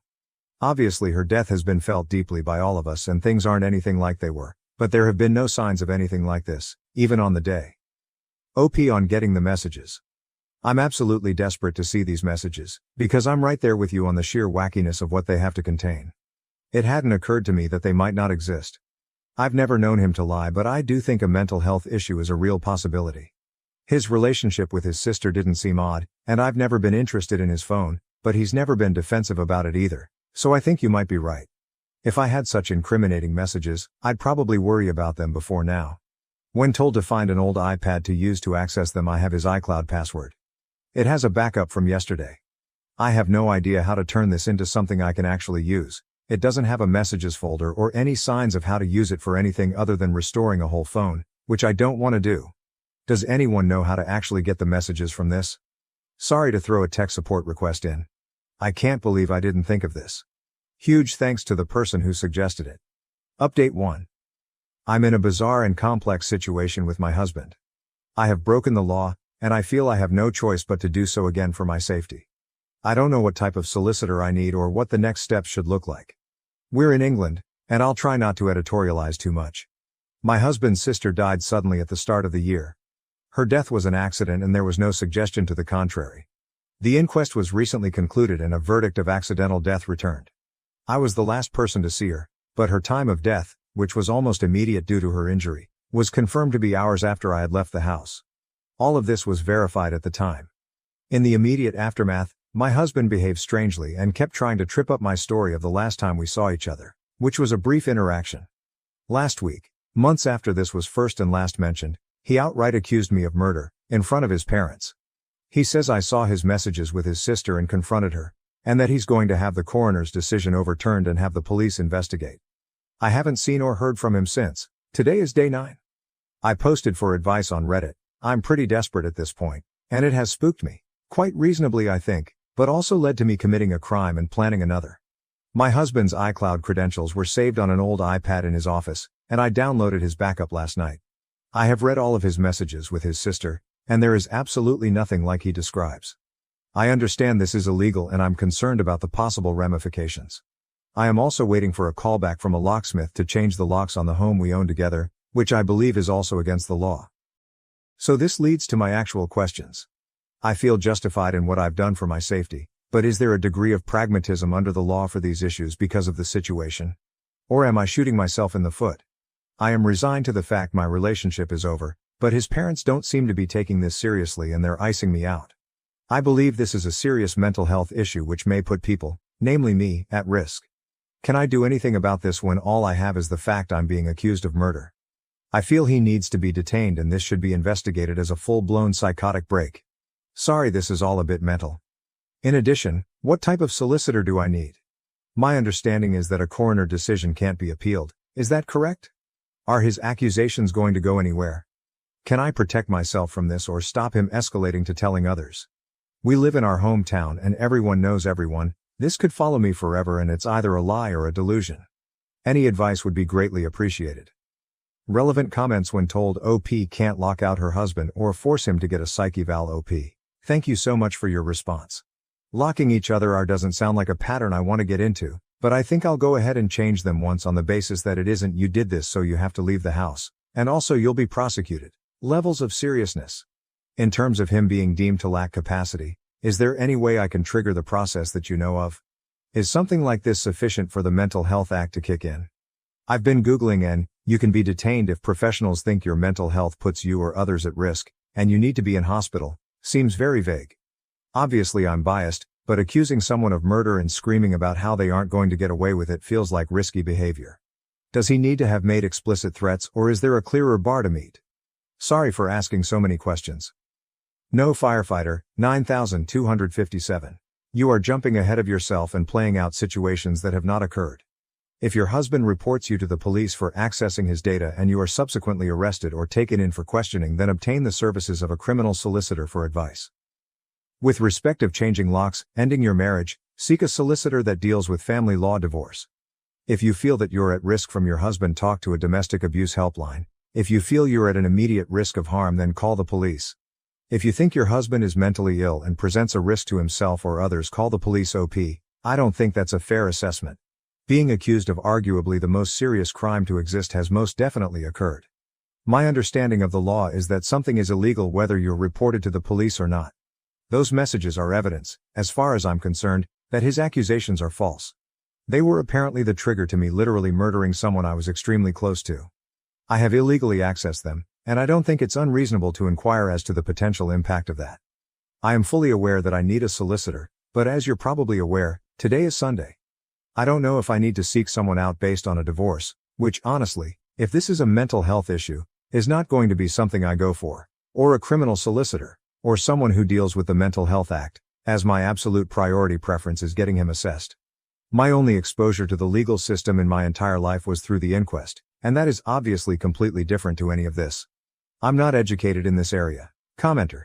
It's sad and slightly suspicious that OP is jumping ahead to mental health assessments to defend themselves from accusations of murder when their husband is clearly going through some serious issues coping with the death of his sister. OP, what else can I do? He has blocked me everywhere, and we went from a normal couple dealing with the new normal 6 months after the death of his sister, to me being accused of murder over a family dinner because of messages which clearly don't exist, and it's been 9 days and I've heard nothing since. Can I remind you that the inquest was held and concluded? I dropped off some Tupperware, grabbed an umbrella I'd left behind the previous week, went to a big Tesco, then went home and called my mom. I was already home by the time she died, and my whereabouts were extremely easy to verify because my husband was home all day. It's obvious that he's going through some serious issues coping with the death of his sister. That is the exact point of all of this. Update 2. Firstly, thank you to those who helped me get to my husband's iCloud backups through an old iPad. I wasn't expecting much from Reddit, but I got valuable practical advice before my post was locked, and I appreciate it. There were no crazy, or even suspicious messages. I've searched for over 100 terms and scrolled back over the years. I saw a side of them both I wasn't expecting, but nothing that explains the claim I murdered Laura over their chats. Nothing to suggest he was cheating. Absolutely nothing to suggest incest. I repeat, no incest. No weird gaps where deleted conversations or a switch to another app would fit. Just siblings making plans, sending memes, and gossiping. They said unexpectedly horrible stuff about a few people, but not me. It was a sort of relief, but it raised more questions than it answered. I sought legal advice, also from Reddit, after posting here. Turns out my options are divorce him or sit down. I contacted my community mental health team, who said they'd reach out, but made it clear it wasn't urgent. I then called his mom and said that if I didn't hear from him by this weekend, I would get a solicitor and ask for a mental health assessment as part of the divorce. In response, he made a ridiculous post to Facebook, which neither of us have used in years, and everything blew up. I'm going to try to keep this succinct. On Friday night, he made a long accusation on Facebook, with new information. He said he'd been planning to leave me for months with his sister's support, and I found the messages, and murdered her. The coroner has reopened the case and the police are preparing to arrest me, and he needs to make sure people know before the trial stops him talking about it. It was well written and seemed vaguely plausible. He messaged people with links so it got some attention. We live in our hometown, and have a large circle of friends because we've been here all our lives. People I haven't spoken to since school were reaching out to me asking WTF was going on. It was madness. In response, I posted the export of his entire conversation history with Laura, also to Facebook, when I finally got back in. I linked to the chat along with a post explaining my side, and noting that I had changed my ex's iCloud and Apple passwords, and that if he wanted them back, he should comment on my post and update his own, admitting that he was lying. He eventually did. When I started getting messages about his post, I panicked, and changing his password seemed important to preserve everything because he'd know I had access. When I spoke to him the next morning, it's clear he's not having a mental episode at all, but is claiming one because he's been caught in a big lie. As soon as he was outed, he called me, clearly drunk, begging and promising to explain everything if I deleted my post. I hung up and told him to call back the next day. He did, after many missed calls and texts, and he tried to bargain and guilt-trip me with his mental health until it was clear the wrong people had seen his conversation. It's hard to describe, but it seemed fake. It was too well rehearsed, and then this morning, when it was clear he was getting nowhere, he blocked me. Begging for mercy and reciting facts about mental disorders doesn't align with someone in crisis with a sincere belief that someone murdered their sibling. The question of why he did all this remains unanswered, and he will not be getting his passwords until it is. The legal advice subreddit said this stuff is technically illegal, but it's beneath a court to take action. So I'm going to count on that because I felt like I had no other choice at the time, and now I don't see any other way to get answers from him. I am desperate and it's all I've got. So there we are. The relationship I have believed was my destiny since I was a teenager has boiled down to petty, convoluted and vindictive bullshit, played out on social media for reasons still unknown. My hope for a brain tumor is fading, and clearly tomorrow morning is going to be when I lawyer up and stop posting about this. I am mortified. I have no idea whether some people might believe him, and I still don't know why this all happened in the first place. Sorry I don't have a happier update, and thanks once again to everyone who offered advice. Am I the A for renting my house to a friend with poor financial habits? Now, she's offering to buy the house for a ridiculously low price, even just $1. Some backstory. I, 31, grew up pretty poor. I don't remember it well, but at one point my parents and I were only able to afford to eat beans and rice. My parents have since been able to pull out of poverty, and while they aren't rich, they are comfortable, and I have used a lot of what I experienced as a kid as motivation to be super careful with my money.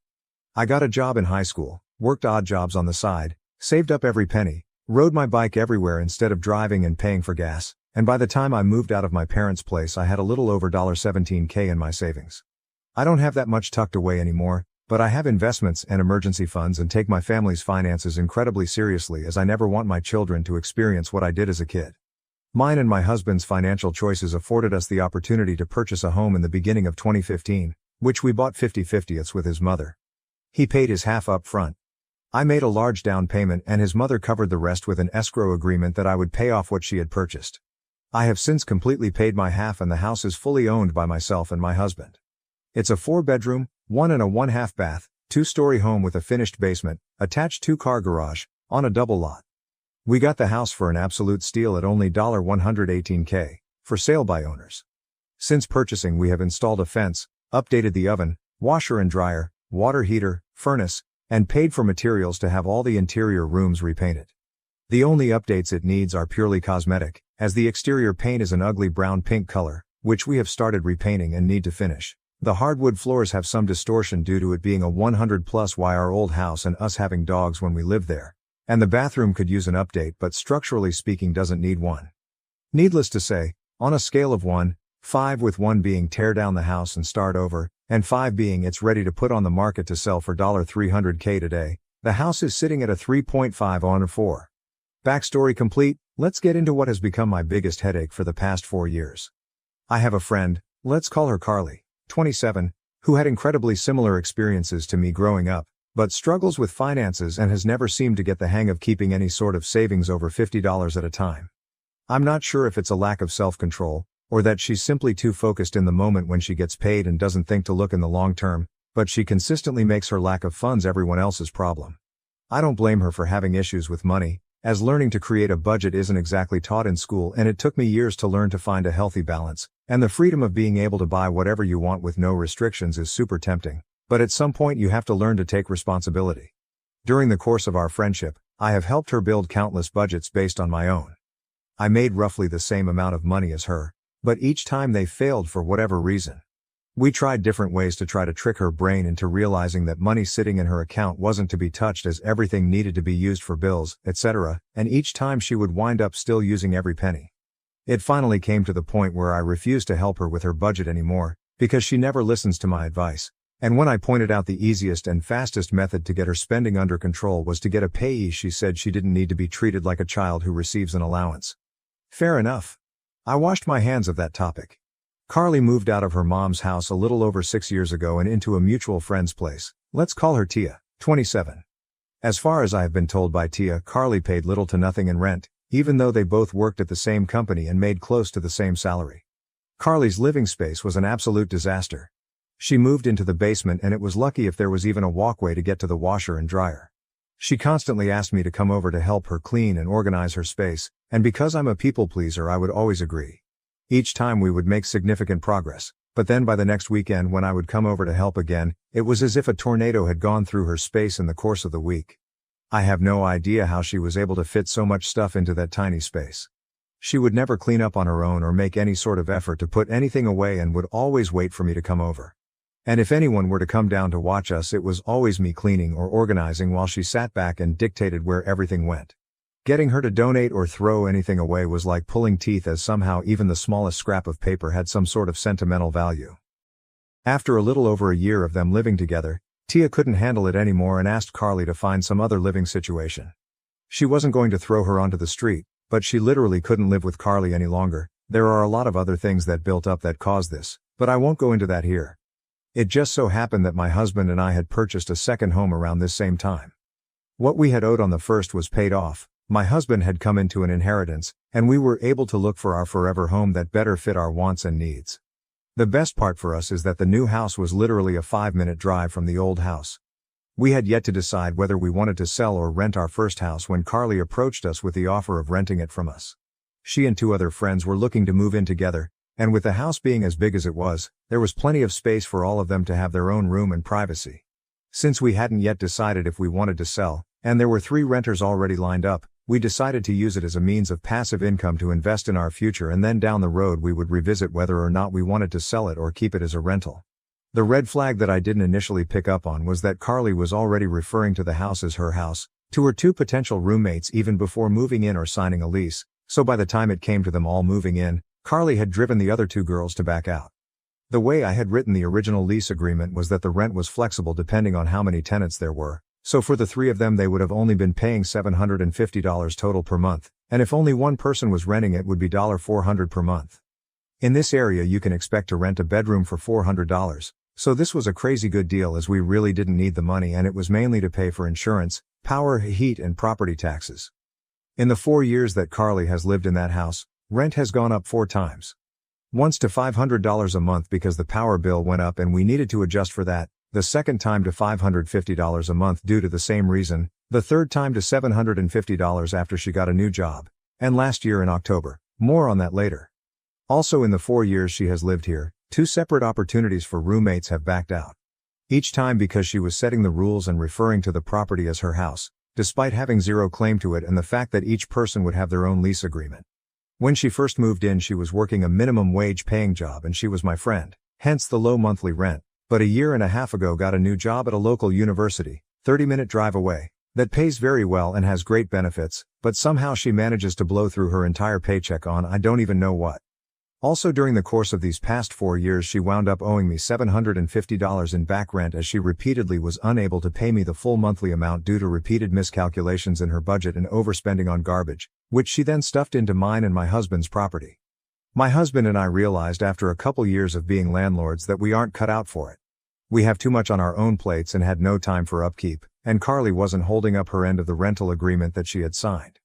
We talked about it and settled on the decision to sell. But we of course didn't want to throw Carly onto the street and informed her of our plan. She proposed to buy it from us and started going through the route of getting a loan. During this process she realized that the house wasn't what she wanted. She wanted land and the house itself was far too big for her. She told us that, and we understood, and I even helped drive her to meet with realtors so she could check out other options to buy houses elsewhere. But each one fell through as she discovered that she wasn't going to get a new homeowner's discount or bargain with any loans that she looked at, and all of the loans required at minimum of a 10% down payment, which she of course didn't have. This is where the entitlement starts. Carly wasn't going to be able to buy a home, at least not the home she wanted, and settled on buy our house. We had briefly talked at the very beginning of her tenancy that we may consider a rent-to-own situation, but no agreement had been made. No sale price had been decided, no appraisals or property inspections completed, nothing had been signed. It was simply a comment that we had made in passing and then chatted about later, again in passing. She took it as gospel truth and said that if she bought the house that she expected the 2.5 years of rent she had paid us to be computed off the total sale of the house. I reminded her that we never signed anything about a rent-to-own and informed her that wasn't how this was going to work. Her next tactic was to try to suggest that we quit claim deed the property to her. Again without her paying us anything additional to the 2.5 years worth of rent she had already paid us. How this works is that whoever owns the property grants the title deed to whoever they're giving it to, and it's generally a lot faster and cheaper than going through the process of buying a house, but there is still generally something paid for the property when the title is transferred. At this point she'd only paid about $10K in rent, more than half of which went to paying for utilities that we covered instead of having her pay them and property taxes, and she was making it sound as if she wasn't going to give us anything beyond that. I again told her that this would not be a viable option. The house was in great condition, and even with the exterior paint and repairs to the floors and bathroom was worth at least what we had paid for it. $118K. She tried to spin it that she was doing us a favor by taking it off our hands, as I had expressed to her that we were tired of being landlords and it was more effort than we had time for. Her last attempt at buying the house on her own was to offer me $1. That's right, a single dollar. I will admit, I don't know if this was a failed joke attempt on her part, but it certainly fell flat and I was so mad I was shaking, though I laughed it off. Side note, during the time she has lived in the house, my husband and I have some stuff stored in the garage, as Carly parked on the street due to convenience, and she suggested on multiple occasions that she start charging us rent for storing things in our own house when none of it was in her way whatsoever, and we had already made it clear that if she purchased the house that we would remove all of our property. At the end of 2022, Carly started dating Reggie, 28M. They were long distance and would take turns visiting each other, and Carly made the comment to Reggie that we were looking to sell the house, and we threw out a couple numbers, the very lowest being $100K, but said that we of course would have to have an appraisal and look at market value, etc. He offered to buy it from us and said that he would start the process in March-April of 2023. I was relieved, my husband was relieved, Carly was relieved, everything was looking great. Some information about Reggie at the time. He is a retired Marine. He gets a monthly check from the government for close to $2,000 on top of his well-paying job. I'm guessing based on what Carly told me, but at the time he made his offer he was probably making between $4,500 $5,000 a month. When March-April came around, Carly and Reggie informed us that he would not be able to afford paying both his rent where he lived and a monthly mortgage payment and wouldn't be able to start the purchase process then, but would start the purchase process in October instead when he planned to move in with Carly. Before Reggie moved in, an ex-friend offered to rent a room in the house from Carly and pay her despite subletting being clearly stated in the lease agreement as prohibited. Carly so generously offered to pay us some of the amount that she was paid. The agreement fell through and the friend did not stay in the room. I'm not exactly sure why he chose to do things the way he did, but Reggie didn't start the purchase process at all until after he had moved and quit his job, meaning the only source of income he had to show to a mortgage company was the monthly stipend from the government, which even with a veteran's loan doesn't work as proof of income. When he moved in, rent increased to $1,000 a month, which is still under value for the size of the home, and a brand new rental agreement was written and signed stating that if they had not started the buying process to purchase the house from us by mid-April of 2024 that we would not be renewing the lease, nor would we work with them on month-to-month rental options, as myself and my husband are completely and totally over this mess. We also stated in the rental agreement that we were not going to list the house for sale as a sign of good faith to allow Reggie and Carly first choice on the house to buy it. Here's a rapid-fire list of things that have happened since October. Reggie paid the $750 that Carly owed to me in back rent. Carly and Reggie informed us at some point either late November or early December that they would not be buying the house as the repairs required amounted to more than $50K. I don't know where they got this number, as I have budgeted on multiple occasions to redo the flooring and it would be less than $15K to redo the entire house, nor would repainting cost more than a few thousand, or the bathroom remodel, as they intended to do the work themselves. We repaired the major damage in the bathroom recently for less than $500. They could not acquire rental housing due to having 3 cats and will indeed be staying in the house. We informed them we are not renewing the lease and reiterated our reasoning. I made the mistake of telling Carly what we owed on our mortgage and they turned around and offered us $50K to buy the house from us, less than 1/3 the market value of the house if we sold it as is. We politely declined and then promptly went home and screamed into pillows. They have repeatedly told Tia that they are desperate for money to the point of debating setting up a GoFundMe, all the while Carly has gotten 2 brand new tattoos in the past year and has an international trip she has paid for in full that she is going on at the end of March, and Reggie has still not acquired even a part-time job. We emergency installed a water heater that Reggie paid for that I will have fully paid back by the end of March. Carly quit her job and now the only income they will have after the end of this week is Reggie's military stipend. Carly nonchalantly stated that we would have to renegotiate rent for this month and next month. There will be no negotiations. She made a bad decision and will have to live with the consequences of her actions. The most recent thing she did was text me 2 days ago asking if she could pay me in food for this month's rent. Knowing her, the amount she will pay will amount to only a couple meals and maybe $75 in groceries instead of the roughly $500 that they will owe. I owe Reggie roughly $500 left to pay off the last bit of the water heater. I jokingly answered that the electricity and insurance companies don't accept food as payment, so neither can I. She then offered to pay me what it would cost to pay these expenses and then the rest she would pay in food. I have not responded. It's been a day and a half. They will pay me in cash and nothing else. I'm done. No discussion. My warning to all of you, don't mix business and friends without getting to know said friends very well first. If I had known what I would be walking into, I never would have allowed her to move it. Relevant comments. Comment 1. Why are you allowing her to dictate anything? Evict her. OP, I'd love to, but where we live requires 60 days notice and that gives them an in to stay past their lease. They conveniently dropped the news on me that she quit her job when it was too late for me to give the required time for written eviction notice. Comment 2. Have you been inside the house since these two freeloaders moved in? I am thinking that they may have destroyed some parts of the house, which is why they came up with the $50,000 in repairs. Let them know that either they get all their crap out or you will just put it out for the trash. If it is worth anything, you could sell it for some of the money that they owe you, but I would bet most of the stuff is just crap. If they don't move out when you say the contract is over, it is 100% time to evict them. But if that happens, check with a lawyer, and see if you can cut off all utilities, water, electricity, gas and any other utility. You want them out before they destroy the inside of the house. If they do, make sure to take pictures and put them on social media and let every one of your friends know exactly what she did. Make sure that no other friend is dumb enough to let them move in with them. OP, luckily I have been inside the house.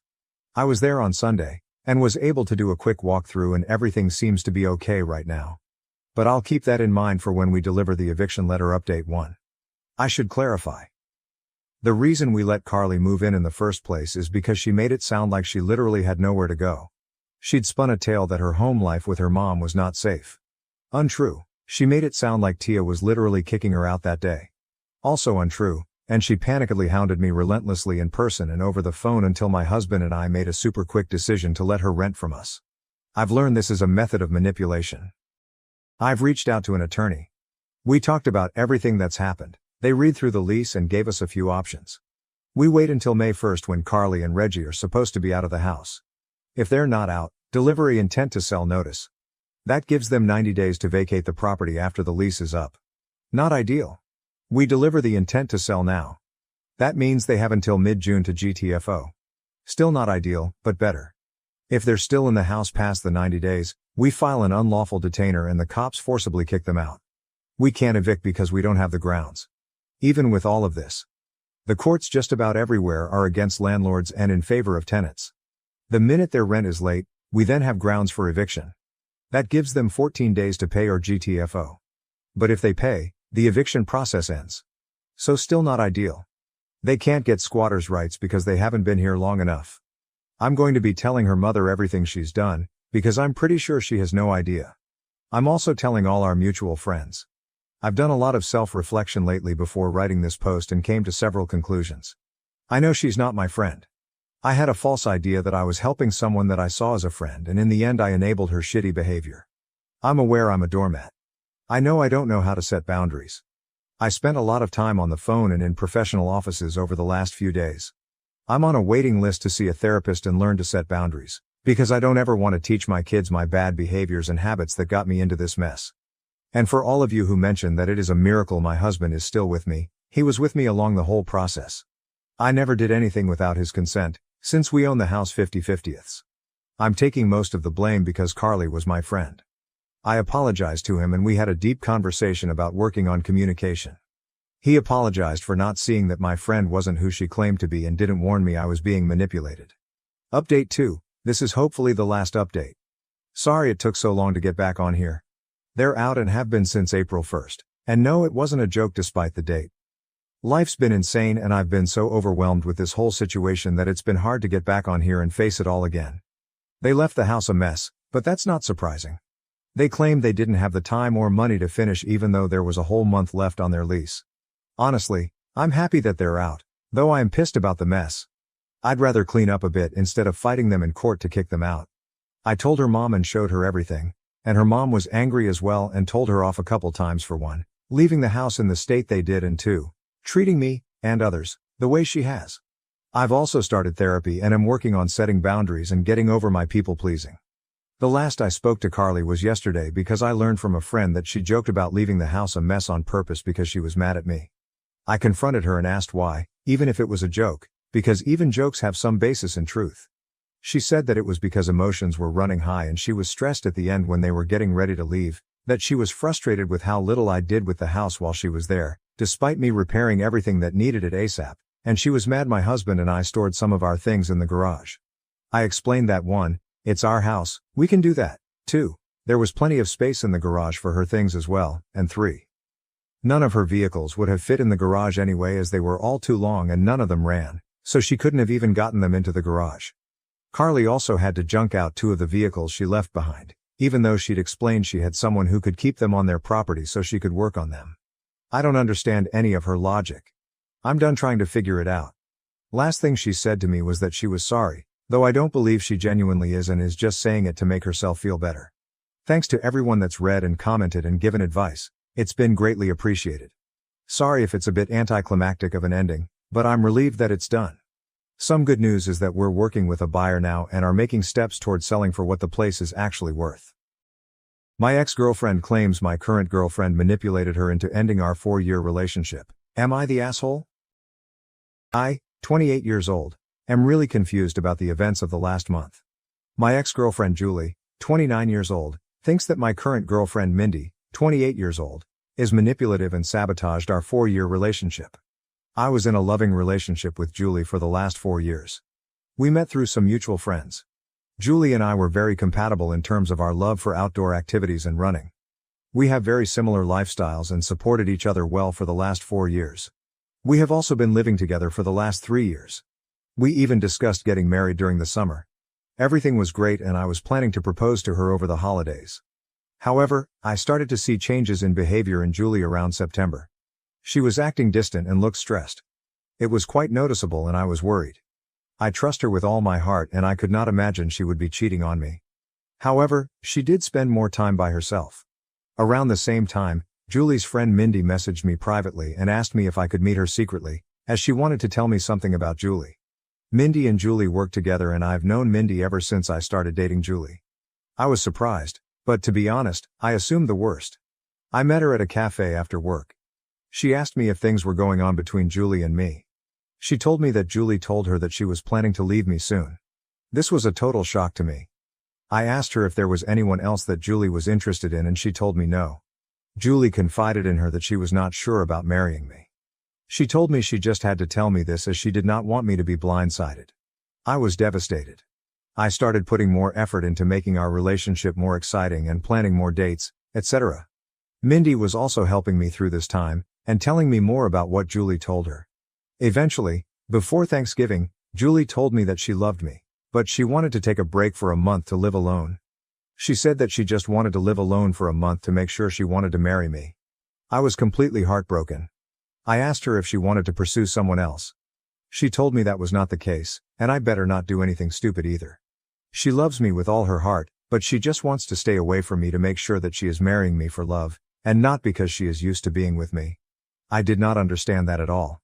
I told her that if she is not sure after 4 years, if she wants to marry me, then maybe we should just break up. We had a big fight and broke up after a few days.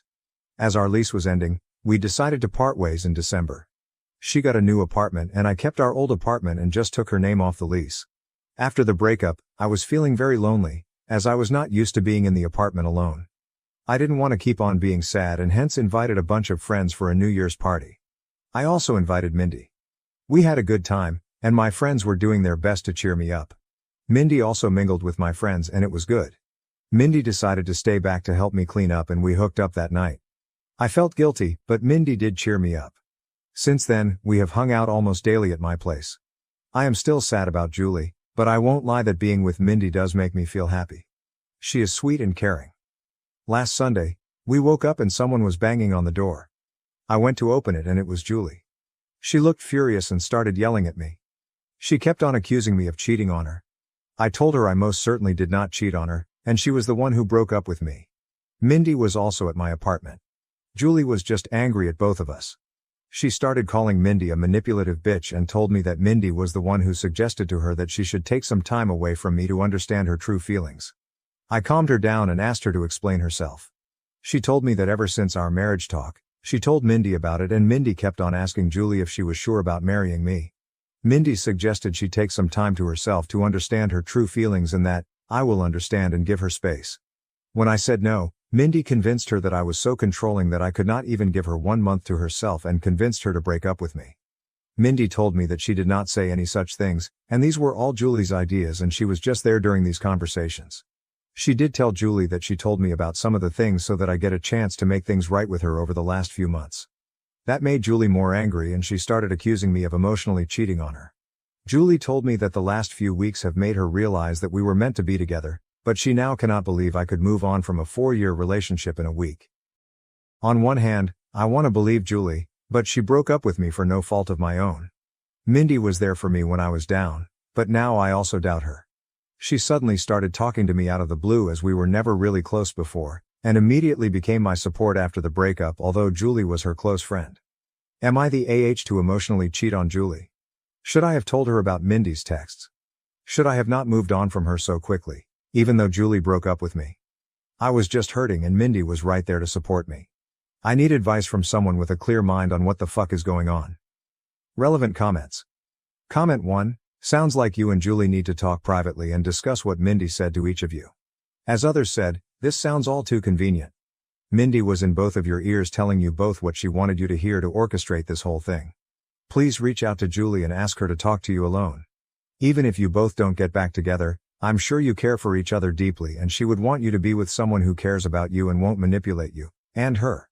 Her manipulation of you is more direct but Julie is the victim as well. OP, you are right. If Julie is right, I just threw a 4-year relationship under the bus in 2 weeks. Comment 2. So what's your reason for sleeping with your ex's good friend weeks after the breakup? It's understandable you wanted to move on, but why her? OP, I was not planning on it. But she just stayed back after the party and things happened. Did I feel guilty after that? Yes. I felt discarded and unwanted after a 4-year relationship and was not thinking straight.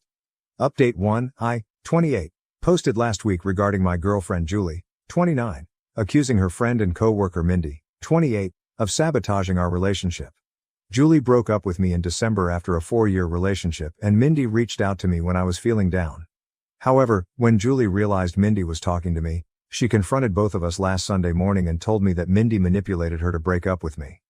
The worst part was I was not thinking straight after the breakup and ended up hooking up with Mindy after a New Year's party. After the incident I asked Mindy if I needed some time and did not meet her. Since then I made the following post on Reddit and had 3,000 people call me an idiot. I am sorry for the long post, but I wanted to say that we were not idiots to not see what happened. You guys read an abridged version of events in 5 minutes, while we lived it for the last 7 months. I messaged Julie every day since then, to try and talk to her. She did not reply to my messages. I was not sure if she blocked me. Mindy was constantly trying to message me, asking if we could meet and talk about it. On Wednesday, one day after posting, I decided to message Mindy. I told her to tell me everything she said to Julie truthfully. I told her I would go and see if I found out that she was lying. Mindy wanted to meet me in person or talk to me on the phone, but I wanted everything in writing. She messaged me that Julie always said good things about me for all these years. When Julie told her about us talking about getting married in 2024, she was happy for both of us. However, Julie started telling her that she had cold feet and was not sure if she wanted to marry me because of issues she observed about her parents' marriage. One day Julie told her she wanted to take a break from me. She was not sure about her true feelings for me. That was the time Mindy told me about Julie's behavior as she felt bad for me, as we were already telling our families about the engagement plans. After our fight, she said that Julie was extremely upset and told Mindy that she would never marry me. She said that the only reason Julie came back was when she heard that I was moving on as she is jealous of us. She also said that I was a good guy and hopefully, I see that what we have is something special. I just said okay and told her I needed time. I kept on messaging Julie once a day to at least talk to her once. It was heartbreaking to think that she may have blocked me and may never talk to me again. On Friday afternoon, Julie finally replied. She said she wanted to meet me and told me she would come to our apartment on Saturday afternoon. I cleaned the place up and was just feeling deep guilt from inside before facing her. When she came in, she looked like a shell of herself and completely broken. I sat on our sofa, but she chose to sit away from me. We asked how we both were, but it was clear that none of us were doing well. I started apologizing but she stopped me. She asked me to let her finish and not to interrupt her. She had brought her little notebook and had written down things she wanted to say to me. She told me that she truly loved me. But after we discussed getting married, she started feeling scared of the next big step. She thought those feelings were normal and would go away. So she decided to not discuss her concerns with me. It kept on eating her from inside, and she made a mistake to talk to Mindy about them. She said that she wanted to say everything to me now, so I don't get secondhand information about why she was distant and broke up with me. She said that her parents had a very rocky marriage, though they were together until her mom passed away in 2021 during the pandemic. Her parents argued constantly, and she always thought her mom did not love her dad. However, her mom was extremely dependent on him for everything, and her dad knew it and hence didn't treat her well. She never wanted to be like her mom after the marriage. However, as we lived together, she started seeing some of those issues in our relationship. For example, when we met, Julie had a lot of credit card debt and was bad at managing her money. I helped her with that. Even though we have separate finances, I ended up managing all her finances, investments, etc. At her request, to the point that she did not know or understand where her money exactly was. She also said that we always enjoy making nice meals for dinner every day. However, whenever I work late, she completely loses any motivation to cook and ends up eating cheese and crackers like a toddler for dinner. She also complained that in the last 4 years of our relationship, I have never said no to her for buying anything. She feels that I coddle her, and she just got comfortable with all the luxuries and things I can provide for her. She talked about this with Mindy, and while Mindy initially just listened to her, she told her around September that one of her cousins also had the same issue. She decided to stay away from her fiancé for a month, and within a week, she realized how much she missed him and never had doubts again. When Julie asked for a break, all she wanted to do was to live with her best friend for a few weeks, to see if she was just too codependent on me. She knew I was planning to propose during our Christmas trip to my parents' house, and when I told her that she could not take a break, she just freaked out and broke up with me, as she did not want to be engaged without knowing for sure that we won't end up like her parents. After this, she asked me when I started meeting Mindy, and how many times we met. I opened my chat messages with Mindy and handed her the phone. I told her I met Mindy only once in September, where she told me that Julie wanted to break up with me because she was not happy with our relationship.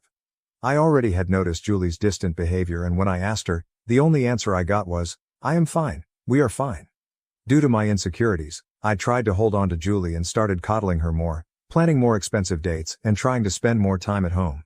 When Julie asked me for a break and to stay away from me for a few weeks, I thought that was the final step before the breakup and broke down and fought with her, which led to our breakup and her moving out. At this point, Julie's voice started cracking up. She asked me when Mindy contacted you after the breakup. I pointed her to the messages. Mindy initially just started sending me memes to cheer me up, and I just used to respond with thanks, or a thumbs up. However, the messages started getting more frequent, and she offered to talk to me in case I needed help. She asked me what I was doing for Christmas and New Year's, and when I told her I was inviting a few friends, she told me that she does not have any plans for New Year's, and I invited her. Julie stopped me there. She told me she did not need to hear the details after that. She told me that when she moved out of our house after our fight, she thought she was just not ready to get married to me. She stayed with her friend for 2 weeks and then got her new apartment in January.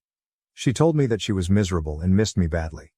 It became more acute when she moved into the apartment alone and could not stay there for even one night. Her best friend is currently staying with her in the new apartment. She realized she could not live without me within a week of living there. When she asked one of our mutual friends, on Saturday, about how I was doing, she told her about the party and told her Mindy was there. It did not make sense to her why Mindy would be at the party. She concluded that Mindy and I were having an affair during our relationship, and that was the reason Mindy must have tried to break us apart, by constantly telling her that she should not get married if she had doubts. When she saw Mindy in our apartment on Sunday, she completely broke down. However, when she learned that Mindy was also talking to me and telling me the opposite things, she realized how naive she was to throw everything away without properly talking to me first. As hurt as she is seeing me with Mindy, she also does not want to lose me. She kept on calling herself an idiot and apologizing for not telling her concerns to me sooner. I sat next to her and tried to hug her, but she moved away. She asked me if I was willing to still be together, and I told her I would give anything to get her back. She told me she was also willing to forget what happened, but she had a few conditions. Her first condition was that I cut contact with Mindy. I block her everywhere and never contact her again. If I see her standing in front of me, I act as if she is invisible. I was okay with that. Secondly, she has already signed up for individual therapy and is on the waitlist. She wants us to do couples therapy so that we can talk about all the concerns we have and work through them. We also decided to hold off our engagement or marriage until we both can get into couples therapy. I was also okay with that too. Finally, she wanted me to forget the last month as a bad nightmare and never talk about it again. And if I ever make a "we were on a break" joke, she will punch me in the face. This was the first time we both smiled. I asked her what she was going to do about Mindy as they worked together. She said the biggest punishment for Mindy is to know that she did not succeed in breaking us up.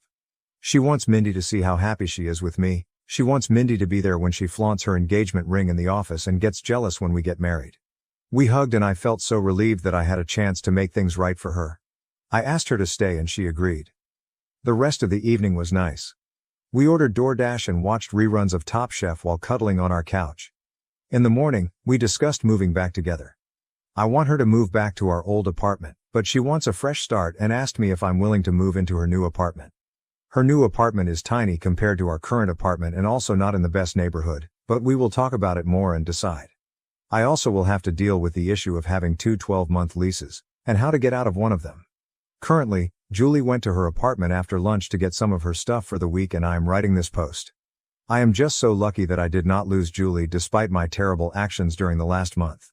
I just hope that I will be able to work things out and get married soon, and this whole incident is a small bump in our perfect relationship. I also don't know how to address the issue where she feels coddled by my behavior and feels like I'm making her codependent on me. It's just my personality and I need to work on that during couples therapy. However, any tips from you guys are welcome on how to make her feel less codependent. P.S. Thanks to everyone who checked on my health during the last few days via direct messages, and sent me numbers for helplines. Don't worry, I am a marathon runner, and don't give up that easily. Relevant comments. Comment 1. So what happened to Mindy? OP, no idea. As far as I'm concerned, she does not exist. Comment 2. So it was Mindy who suggested to Julie to take the break? OP, yes. Mindy told Julie that she should take a break, and at the same time told me Julie wanted to break up with me because she was unhappy with me. I thought a break meant she wanted to move away and I would never see her again if I said yes. Comment 3. I don't know how you can make someone who can't even stay alone in their apartment less codependent. She needs her own therapist to make that happen, or she will again blame you for making her that way. OP, yes, she is looking for one right now. I have been in therapy and it takes time to find the right therapist that helps you. At least now we have discussed the issue, so it will be easier for us to see the signs and work on them together. New update.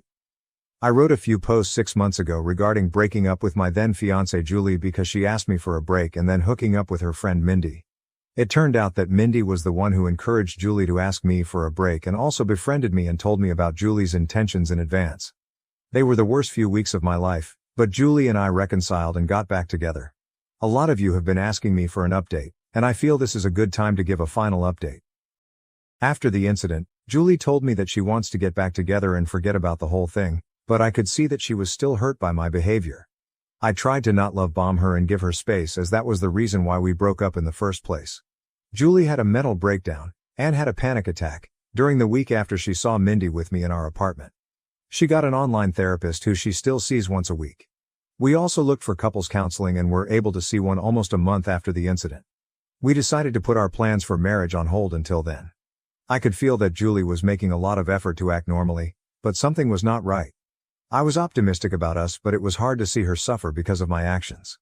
During our first couples counseling session, we both opened up about our relationship and talked about the incident. Julie apologized to me for not communicating what was in her mind and how bad she felt for putting me through all the drama. She told me that she did not know how to process her thoughts and did not want to unload all her negative feelings on me and panicked in the moment.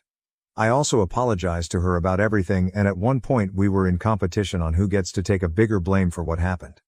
There were a lot of tears, and I found the experience very healing. The counselor told us that she could see how much we love each other and should take baby steps towards talking to each other about what is in our mind. She gave us some exercises to do after going home and discussing certain things. By the time we left her office, I was so sure that I wanted to spend my life with Julie. I told her that, and she also said that she cannot imagine a life without me. We decided to go ahead with our wedding plans. Mindy tried to contact me several times. She messaged me, but Julie blocked her on my phone and all socials. She also contacted Julie and sent some nasty messages to her. The worst was 15 days after the incident, when Mindy started posting pictures of me and her on Instagram every day. Some of those photos were intimate, non-nude, and it caused a lot of pain to Julie. Julie reported her to HR and got a transfer, and promotion, to a different department after a month. The last I heard from Mindy was when she sent me a long email on my work email, but I deleted it without reading. The photos Mindy posted did cause a lot of drama, and we had to explain to our parents and friends about what happened during that time. As you all may have guessed, I was unanimously nominated for the Idiot of the Year award, but I am sure my sister would give me a good run for it before the year ends. The whole issue lasted for a month, and then we never heard from Mindy again and just moved on with our lives. Julie has been talking to her therapist about her codependency issues and concerns. I think it's childhood trauma, and the therapist feels that it might have amplified after her mother's sudden death. I have been trying to help Julie slowly take interest in our finances, recommend Ramit Sethi podcast, but she is allergic to money talks and always changes the subject. I was able to break the lease that Julie signed by paying some penalty, and we stayed in our old apartment. However, Julie wanted to move out of it as soon as possible because of the bad memories. We purchased a single-family home a few months ago in a nice suburb and moved there in May. I don't think that issue of codependency is resolved and probably may have increased after the incident, but I love her, will always be there for her when she needs me. On to the main update. Julie and I got married last Saturday in a nice intimate ceremony held at my father's country club. All our family and friends were present, and I could not have asked for a better evening. I wish I could share photos of Julie in her wedding dress because she looked stunning. We plan to leave for our honeymoon next week, and I could not have been happier about how things turned out. Hopefully, in 25 years, Julie and I would look back at this incident as a small blip in our perfect life. Relevant comments. Comment 1, looks like a happy update after all. Make sure to keep communicating about any issues either of you might have, and don't be afraid to go back to counseling if it's needed. OP, thanks. We did attend couples counseling for 2 more sessions, and it was good to talk through our expectations about each other. I know not everyone needs it, but would highly recommend it to any couple getting married. Comment 2. I'm sorry, how are you the idiot for her leaving you because her BFF got into her head? Also, how is your sister trying to take away your championship belt? OP, I feel like an idiot because I should have taken some time before moving on to the next girl willing to be with me. Julie and I were in a relationship for 4 years and I almost threw everything away in 15 days. I feel if you read the first post in isolation and the 3K plus comments, you would also see why I am an idiot here. My sister is a goofball. I am sure she will do something more stupid before the end of the year. There is no way in hell I will win that title when she is around. I discovered my SO of 3 years was texting back and forth with another person every day and was sending nude photos to each other. A little bit of backstory. SO and I have been together for 4 years, and about 2 years ago when the Rona hit, I moved in with him as we both lost our respective jobs and needed to save a bit from gas and utilities. Since then I have found a new office job and so take some odd jobs online, but he basically stays at home most of the time. So has always been on the controlling side. He wanted me to cut all my male friends from my life. Hindsight is 20/20, I know, but in his defense, he also cut all contacts with women, or at least to my knowledge. So has always been very adamant that he doesn't condone cheating, and even if someone else in his life was a cheater, he would cut them out of his life. The relationship has had its ups and downs. We have had a fair share of arguments, and a few months ago we hit a rough patch, but recently things were looking okay for a while. Or so I thought. So has become quite guarded with his phone lately, including hiding it if I look over his shoulder. He has never done this before, and it's very not like him. I am very open with my personal tech items. He's always welcome to look through my phone and laptop because I have nothing to hide. We even know each other's phone passwords. My gut feeling kept telling me that something was wrong, so when I got up for work this morning while he was still sleeping, I admit, I shouldn't have done what I did. I took his phone from the nightstand and checked out his conversations. So has been chatting with a girl he met online, 25. I only skimmed through the last few messages as I didn't want him to wake up and catch me snooping, but they have been texting back and forth every day while I was at work and sending each other nudes. I was so shaken and disgusted. I don't know when it all started, but I assume it's been at least a month because that's when I first noticed the suspicious phone guarding behavior. Honestly, no matter how much I look for a solution, there's no coming back from this. I know I have to leave. I haven't confronted him yet because I don't want him to try and persuade me to stay or spin it that it's my fault. I also don't believe in closure, so there's really no use in telling him that I know. Here's where I need advice. I have a place to move to and I have to move all my stuff.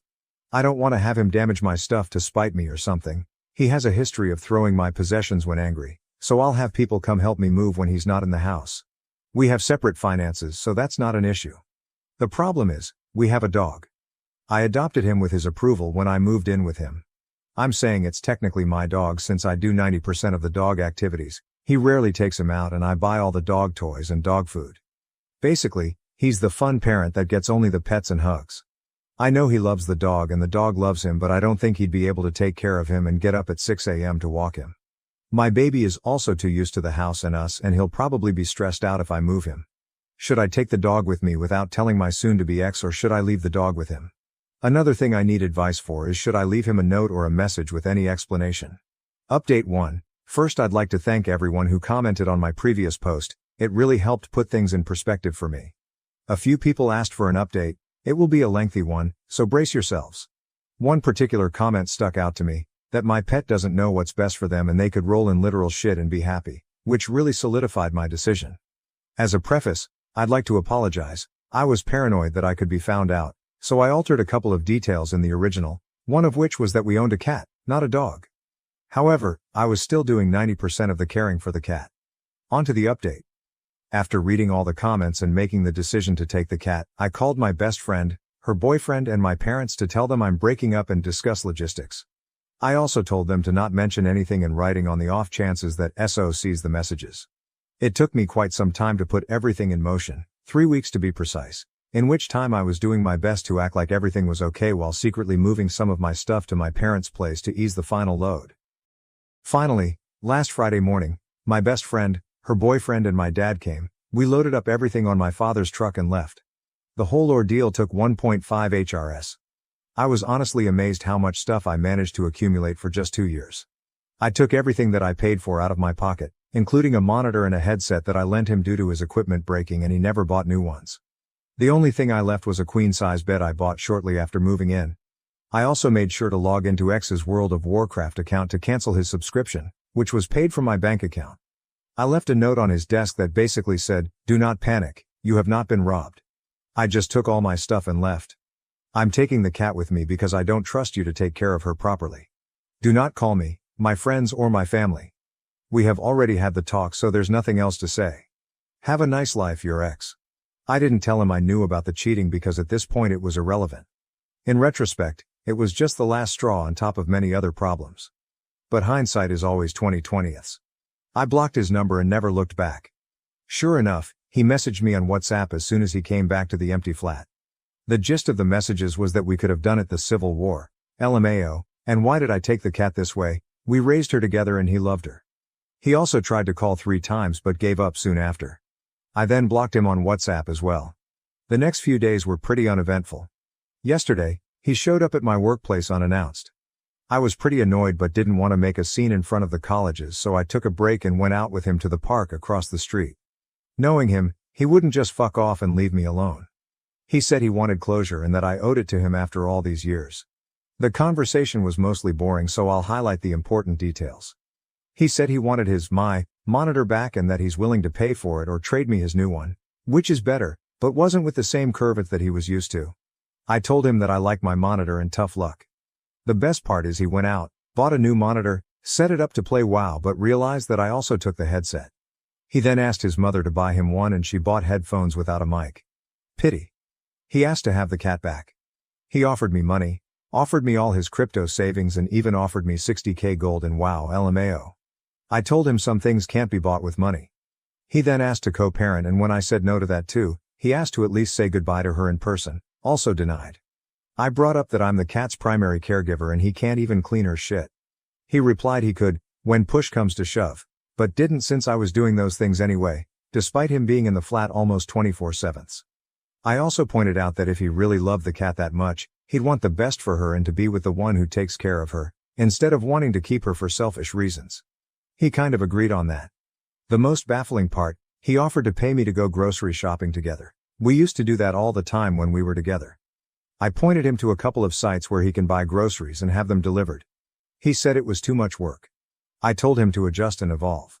He also apologized one too many times for hurting me, to which I replied every time I wasn't hurt, I was just disgusted and cringed at the conversations I read, to which he got offended and mumbled that it was private, you know. Not once did he mention the side chick, even then he didn't have the balls to admit to the affair. In their messages there was a recurring joke that if he comes to the hotel where she works, they'd have to fuck in the janitor's room. I brought her up a couple of times, Told him I wish them both the very best, and since I left him the bed, he doesn't have to worry about fucking in the janitor's room anymore. He asked to be friends multiple times. I told him, also multiple times, he betrayed me and he's a pathological liar and I don't want to be friends with a dishonest person. He legit couldn't comprehend how his dishonesty impacts a potential friendship. He said he wanted to tell me he wasn't committed to me anymore but couldn't bring himself to do that. I pointed out the hypocrisy of him blowing up at me for platonically talking to male friends online, but he cheats the moment a semi-attractive woman comes his way.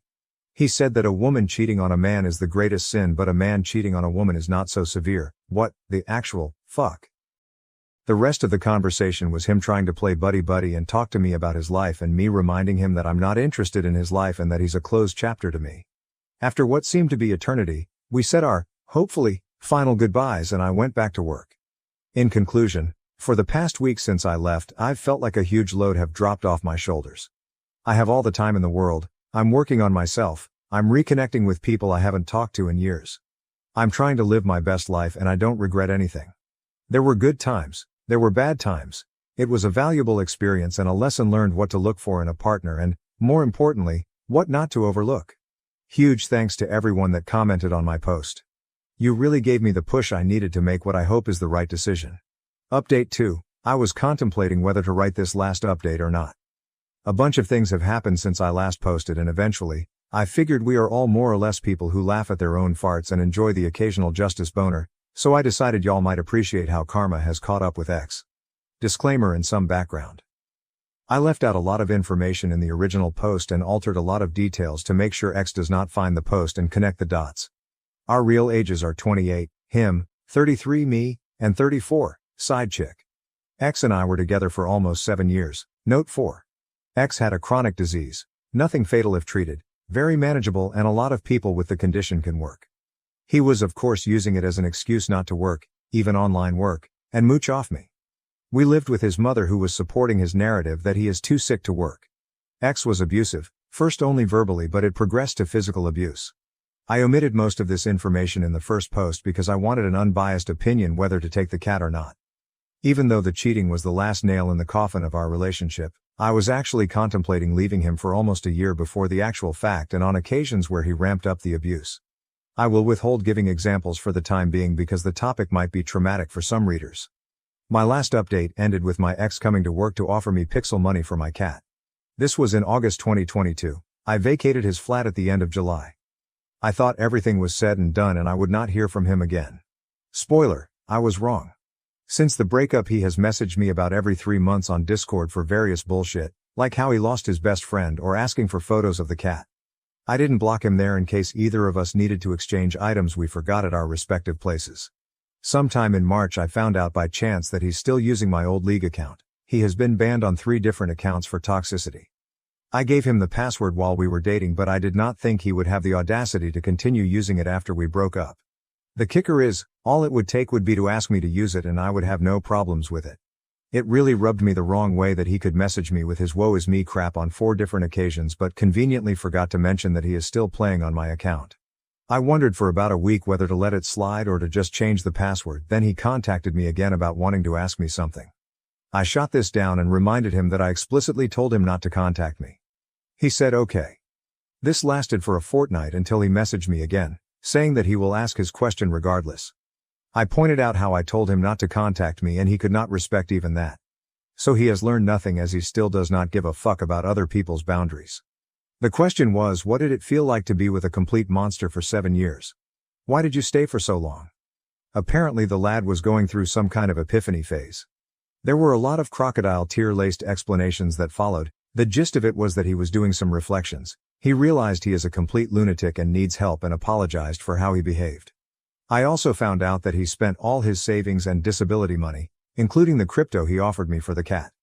So he could not take me up on the offer to buy my LOL account. Sag. Also, to nobody's surprise, his little affair did not work out. I did not ask for details but what he said was, I think I finally met a person who is more sick and broken inside than me, which is quite an achievement. Few months prior to this revelation, a WoW friend from the side chick's country messaged me. For context, we are all Europeans and play on the same servers. Friend knew my side of the story and when he found out that side chick is flying to my and ex's country, he put 2 and 2 together. He told me he does not expect much from their relationship since a year ago the chick was dating a mate of his, broke his heart and flew somewhere else for the next wow guy that gave her attention. Knowing these facts and after what my ex said, I mentioned to him how it was ironic that he cried cheating if I was 5 minutes late after work, but decided to involve himself with a woman who was practicing cheating as a sport. He agreed that it was quite ironic indeed and that he had to lay in the bed that he made, which was sort of mature on his part I suppose. Also, did I mention he was too dumb to wire his own debit card to his WoW account? This is why he could not play anymore. Well, yeah, but I guess also because he lost his sugar mommy that was paying for it and failed to secure another. As for me, Kitty and I are thriving. I am active. I lost 12 kilograms since the breakup and I'm getting back in shape, even though I lost the excess weight the moment I dumped the ex. I have reconnected with most of my friends and apologized for not contacting them very much in the past 7 years and explained why. They were very understanding and things have gone very much to how they were before. I have also met the most decent, kind and compassionate man out there. So, life is looking good. Thank you for all the support, Reddit. Thank you for reading and have a great day. I've realized that I have lost all respect for my husband's willful ignorance, and it may damage my marriage. I, 33, and my husband, 37, were having a discussion about politics and we got onto the topic of our daughter, 7, which led to me expressing my fears about her rights and bodily autonomy. For context, my husband votes Republican and I have always considered myself independent but recently have been shifting very far away from my younger, carefree attitude toward politics.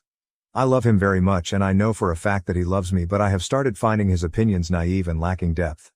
He is a very good man though and has in the past changed his mind on several things when confronted with them. Further context, my cousin lives in a strict anti-abortion state and almost died a few years ago when the doctors waited until she was actively dying of sepsis before they decided it was okay to remove the dead baby from her body even though it had been dead for weeks beforehand. So needless to say I had a wake-up call and sharpened up my principles until they are very shiny and pointy. Last night when we were talking about abortion rights being healthcare, I lost my composure out of sheer terror about the possibility of a similar disaster with my cousin happening to our daughter and how I struggle to understand how he doesn't see the problem with his party and that in fact I think he is being willfully ignorant to the danger I and my daughter face in favor of his idea about making economics work for our family. I also said that if our daughter dies due to something preventable, like the ability to get a timely and much needed abortion, or gets shot to death in school that I would let my own mother rot in a nursing home. She votes R2. And I'd never be able to look him in the face again, which would basically be me disappearing and divorcing him. I was crying and upset and explaining how scared I was and he asked me in a very hurt manner if I'd actually abandon him like that. I am truthful to a fault and said that I would, perhaps out of a sense of illogical grief and betrayal, because I'd know my concerns were not taken seriously and that they had abandoned common sense and did nothing to attempt preventing a very real consequence of voting away mine and my daughter's right to health care. I equated it to a slow-motion car wreck with our daughter in mortal danger and him just watching it happen because it doesn't involve his own body. I know he needs to hear it. But I think I was too raw and open about it to steer the conversation in a healthy way and I have a very blunt manner. I apologized this morning for saying that I'd leave him, even though I knew I would, and he tentatively accepted it. And I said we'd talk about things later when I can articulate things in a healthier way. But I'm at a loss as to how to make it known how deadly serious this is to me and not make him feel like I'd abandon our marriage over just any sensitive topic. I do not need people telling me to leave him. I don't think I know how to make it any more digestible and be clear without going nuclear over something that has not happened as our daughter is too young to suffer that yet. The rub is that I am the person who is changing the dynamic of our relationship, and I'm beginning to understand how politics breaks up families. Relevant comments. Comment 1. Ask him to name scenarios that he would accept the premature death of his daughter. Ask him to name what life-saving healthcare he would be willing to deny for his daughter based on principles. If he can't name any, ask him why is abortion different. Use your cousin's story as a hypothetical for your daughter but be as graphic with it as you can be. But in all honesty, if you must labor so much to convince him to care about yours and your daughter's health and well-being, then this should also serve as a wake-up call to you. And if I were you, I'd take back your apology. You meant what you said and only apologized to comfort him. I say let him be uncomfortable. Why are you so concerned with the bluntness of your words and not concerned about how quick he is to dismiss you? Comment 2. I'm the daughter of a Republican dad and liberal mom. I'm honestly not sure why they are still together, and think it is because they are older and retired. Luckily I live in a liberal state that doesn't take away human rights, so I think it allows my mom not to think about it as much. It's been since Trump that I've really seen the division between them. I don't really have any advice to give you, but the perspective from a daughter in a similar type of situation. I love my dad, but I don't have a lot of respect for him because I don't think he actually understands what's going on. It hurts as a daughter to know my dad votes for a party that is actively doing bad to a lot of human rights mainly because he believes in the economics of Republicans. I also hate having to be around my parents in the evening, especially if they are watching the news. My mom definitely holds frustration for my dad and takes it out by saying mean things to him. And I feel like my dad doesn't take it seriously, because I don't think he actually understands how scary this is for certain people. I wish my parents would do therapy together. And honestly, you guys should probably do therapy together if you actually want to make your marriage work without resentment growing. Comment 3. The worst part is all these men talk about the economics of being a Republican, when all the data shows time and time again that those economics are absolutely horrible for 99.9% of us. They literally will cause harm to their families and others because they believe lies and don't want to hear otherwise. Comment 4. I understand why you don't want advice to leave him, but you may have to accept that as your reality simply because your morals, values, and ethics are no longer compatible. But of course, do everything you can to try to reach him. Obviously, deep down, you know him and know he has the potential. I went through this with my own husband years ago. And I wasn't nice about it. It was pretty much a deal breaker for me then, and now, and he was too busy being smugly libertarian on every other issue, so I had nothing to lose. That said, once he extracted his head from his rectum, I've been happy to explain things from my perspective as long as he's willing to actually listen. He's not perfect, but he gets a lot that men generally don't or take for granted. I do know that one of my big points was that his views meant I couldn't trust him. Women's reproductive rights sure don't affect men directly, but by not caring about the issue because they care about the women in their life, they are sending a clear message that women are interchangeable appliances. He either cares about the things that are important to you or he doesn't actually care about you. He can't claim to love and respect you and want a future with you if he's voting against your basic interests. That is hurtful for you, but you are allowing him to center his feelings hurt because you threatened to divorce him someday. He's hurting you now, but he wants to focus on his potential future pain that would be a direct consequence of his behavior now. Let that sink in. He is telling you exactly where you stand with him in multiple ways. Further, he's deluded if he thinks voting for Trump Republicans is going to actually be good for his finances. Maybe in the short term. The reality is that any gains he makes will be offset by the tax overhaul and tariff system. If your wealth is dependent on your income in any significant way, Trump winning would put your income at risk as women are forced out of the workplace and into a housewife role. If your income depends on either of you working overtime, Trump is giving employers a way to deny overtime premiums through creative scheduling. A lot of tax deductions and credits that primarily benefit low and middle class families are being eliminated while those that benefit the wealthiest are left intact or strengthened. We've already had a preview of his roided out trickle-down economy from his first term. Your husband is being incredibly short-sighted. Comment 5. I'm not sure what you are trying to achieve with this post. You say you don't need people telling you to leave him. However, the harsh reality is, in this situation, that is your present and your future, as long as you stick with Republican men. He is not a very good man when he puts your daughter's and every other woman's life at risk by voting for people who want nothing but destruction and power. That doesn't change, no matter how much you gaslight yourself that you can somehow fix him, or see reason. Sorry to be so blunt about it. Comment 6. This. If a man is a Republican, if he plans on voting for the GOP candidate, even if Trump keels over tomorrow and is replaced by someone who's less openly insane, if he is willfully ignorant, he is not a good man. Full stop. He can help old ladies cross the street and volunteer at a soup kitchen as a hobby, but he's still not a good man because he does not actually care about women. OP, you think you can fix your partner? You cannot. Nobody can fix another person. You can't be the person who is changing the dynamic of the relationship when you're not the bad actor. You should not have to explain why rolling back women's rights is fucked up to get someone to see that. He already knows and does not care. Update. We had a serious discussion. I went into more detail about my concerns and fears and it was intense. I was much better at presenting the case. I gave him several hypotheticals that involved a particularly gruesome set of circumstances involving his balls. I won't bore you with the nitty-gritty, but the gist was to shift his perspective. I told him to seriously consider carrying a tiny fetus in his ballsack and the fact that the risks were things like exploding balls, sepsis, etc., and the myriad of ways he could end up dead, permanently physically injured and disfigured, or unable to produce a fetus in the future if he didn't have the option of removing the fetus from his balls. I asked him if he would even want to take the risk and he agreed that he'd be very likely to remove it unless he was ready for those risks. I asked him why in the world would I be justified in telling him he has to carry it no matter what, and it might only be removed after it starts to explode out of his ballsack or his organs start shutting down. Once he seemed to start grasping the enormity of what abortion encompasses and seeing why it's very important to not let unknown people control what options you have with no medical reason. I told him I lost a bit of respect for willful ignorance, and that I can tell he avoided thinking about it. He knows in some way that it says something about his character. And I resented having to even give him a hypothetical in the first place, and that if he cares for me and our daughter that he should automatically actively be using his empathy skills every day. I explained how I have demonstrated the capacity to care about and evaluate gender issues he's brought to my attention in the past. That was a difficult part of the conversation. I also told him that I do not trust him to always make good decisions for us and that I feel alone in shouldering those responsibilities. He listened and let me talk a lot. He asked if I was going to leave him and he was clearly nervous and bracing for the worst. I told him I'm not taking drastic steps like that, but I certainly will when it comes to keeping our daughter healthy and safe. I also started to say something about how I know I would lie to him in a heartbeat in a situation where our daughter needed an abortion or medical care, and he interrupted me to say, "You wouldn't have to lie because I'll be driving the car or buying the plane tickets and we will all go anywhere we need to." Y'all, I burst into tears. We ended the conversation and he said I laid a lot on him and he needed a break, but said he had things to think about. I didn't push any more politics, but I feel like my trust has been slightly restored. I'm not getting my hopes up, but I think he realizes that he's wading in dark and dangerous waters when it comes to our futures. Relevant comments.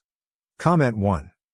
All of this reminds me so much of that scene in the show The Handmaid's Tale where June finds out that she's not allowed to access her bank account anymore and that her husband has to sign something for her to get birth control pills, and her husband dismisses her concerns, basically saying, "That's okay. I'll take care of you. No big deal, it's fine." It's easy to dismiss a concern when that concern doesn't seem to affect you directly. And the problem is that no matter what we say, no matter what example we give, some people will always have a degree of removal from an issue that can affect their understanding and their empathy. My own husband is empathetic and caring. But he doesn't understand why someone staring down the barrel of menopause, is so angry about abortion access restrictions. He doesn't understand why a woman in a loving marriage that doesn't look likely to end anytime soon, is upset about the end of no-fault divorce. Or why as someone with no connection to prison, is upset about our horribly inequitable carceral system. And he will say he understands my objections, but then he's like, why bother wasting energy getting upset about it? I don't know how to get across to him that just because it doesn't apply to me or us right now doesn't mean it won't later.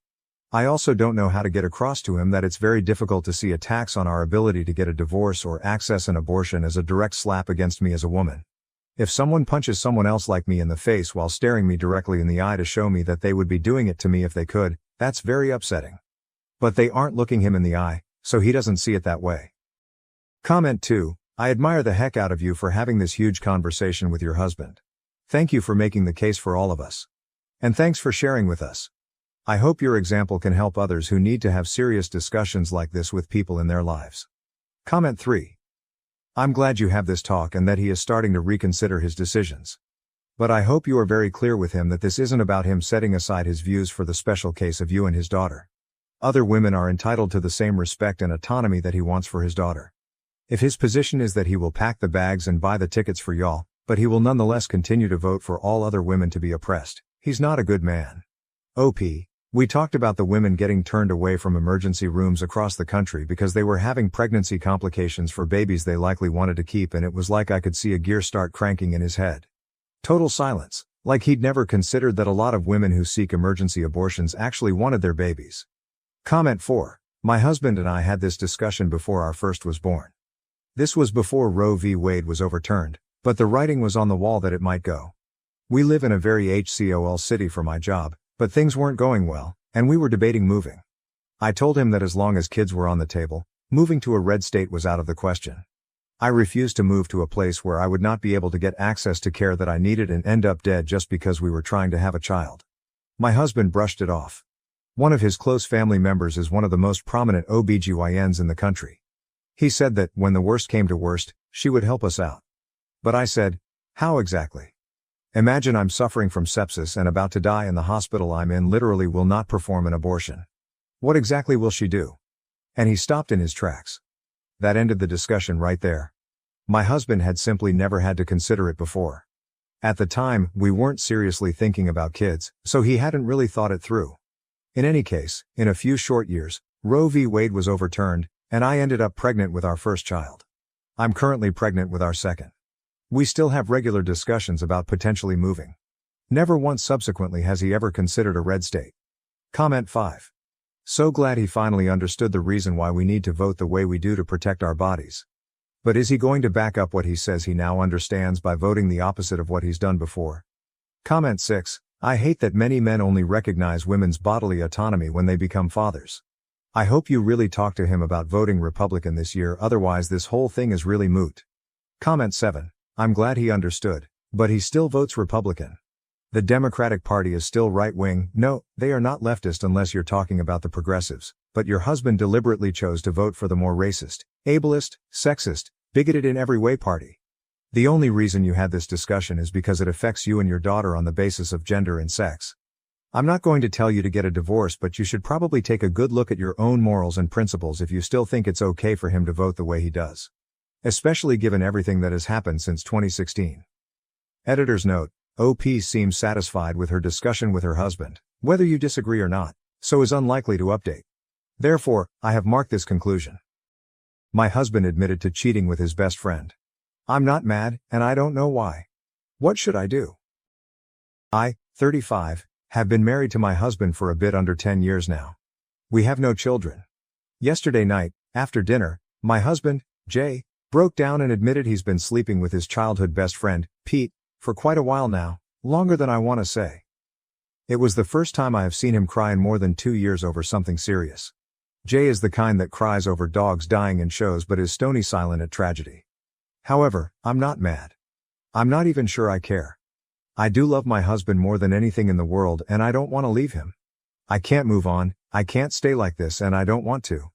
But Jay has said he won't stop seeing Pete, no matter what I choose.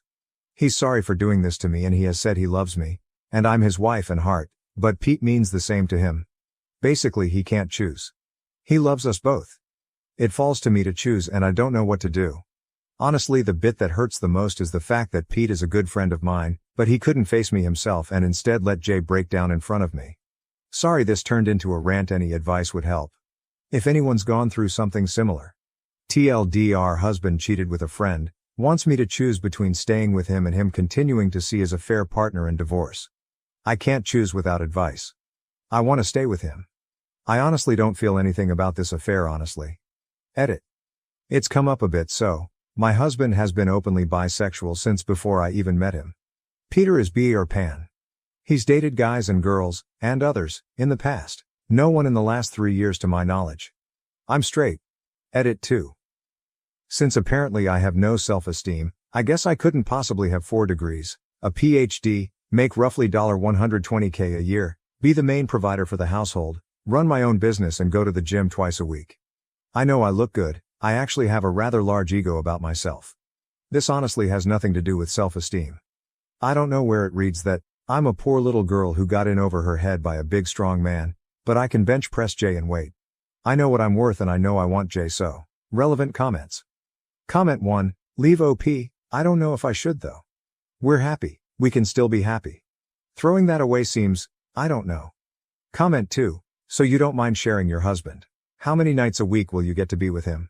Or will his friend be moving in with you? OP, I don't know. He's managed to be with Pete enough in the time we currently have. I don't know how it would change if I stayed. Comment 3. What I don't understand is, why don't you want better for yourself? He told you he doesn't care if you stay or leave. But Pete? He stays, I think, because he cares about his relationship with Pete. How do you stay with someone who doesn't care if you stay? He doesn't want to fight for this relationship. You yourself said you don't care that he cheated. You are financially independent. What's keeping you from just ending it and moving on? You say you love him, but if you did, wouldn't you care that he's cheated for years with a person you considered a friend? Wouldn't you care that he's chosen his relationship with Pete as the one he can't let go of? OP, must be how I wrote the post, sorry. Jay does care, he just can't choose and doesn't want to force me to choose. He's staying at a friend's house, not Pete's. I double-checked, he's staying with a married couple of lesbian friend we have, so he's not cheating with them, right now, so I have the house and quote, as long as I need to do anything. Is it bad that I don't really care that he cheated? I have some heartache of the lies and who it was with, not that it was a man, but Pete, but the actual cheating itself doesn't bother me too much and I honestly think I could just move on, ignore it or somehow work with it. Update. After reading all your advice I chose to ask for space, which he, J36M, freely gave. He was staying at a friend's house when I called, I couldn't face him yet, and asked. This helped to confirm what I already knew, he was indeed staying with our mutual friends. A married lesbian, both 36F couple, so no, he didn't run to Pete, 36M as some of you thought. I was leaning towards separation after reading your advice. Well, a few days after I requested space, I decided to ask for separation officially. To cut a long ice cream and tear-filled 3 weeks short, I caved and called him. I did not beg for him back or anything like that. I asked him out for a walk and we had a long talk. It was a fair while ago so I can't word for word type what was said, but it boiled down to this. 1. I still love him no matter what. 2. He still loves me no matter what. 3. He loves Pete no matter what. 4. He does not value either of us above the other. When he spoke about me leaving but him not leaving Pete, he was giving me an out more than anything else. Jay would be destroyed if I chose to leave but he didn't want me to stay if I truly didn't want to, which is why he didn't beg for me to stay. After this talk, we stayed separate for a few more days. About 7 weeks ago, Jay moved back home and Pete came over for dinner. That talk was longer, harder and contained more personal details that I do not want to share here. But the points were as follows. Jay and Pete have not been together as long as I feared. It's about 28 months, not since they were teens. Pete truly didn't want me to get hurt and he was the one pushing Jay to be honest with me. Pete is gay, but he dated girls in the past. Neither of us are attracted to each other and we are not together. We are all going to individual and couples and group therapy. Couples are each of us as. Me and Jay need to work out our marriage and emotions, Pete and Jay need to work out the secrecy and talk through their own relationship and Pete and I want to work on working together. Something I should have mentioned but didn't due to the fact I knew how Reddit would react, is I'm asexual. I am not in any way sexually attracted to my husband, or anyone for that matter. However, I choose to have sex with him as I know he enjoys it. I still have a libido, I just don't feel the need to have sex. When I have sex with Jay, rarely, once every 2-ish month, it isn't a chore but a more intimate cuddle. Jay knows this and has known this our entire marriage. In fact, he was the one who helped me figure out I was asexual. If this is hard for you to understand, remember attraction choices. Asophobes will be blocked with no reply, honest questions can be answered. So yeah, that's my story. I can take further questions in the comments. TLDR, we separated, cried, got back together, are happy, I got a promotion and we are all in therapy together and individually. Relevant comments. Comment 1, sorry I'm a bit confused. Are you guys a throuple minus the sex? Or did you get back together with Jay and accept he has sex with Pete? Also, does that mean you now don't have to have sex with Jay out of obligation anymore, because he's getting his needs met by Pete? OP, me and Pete are not together. I don't know if I will have sex with Jay again, it's something I'm working on in therapy.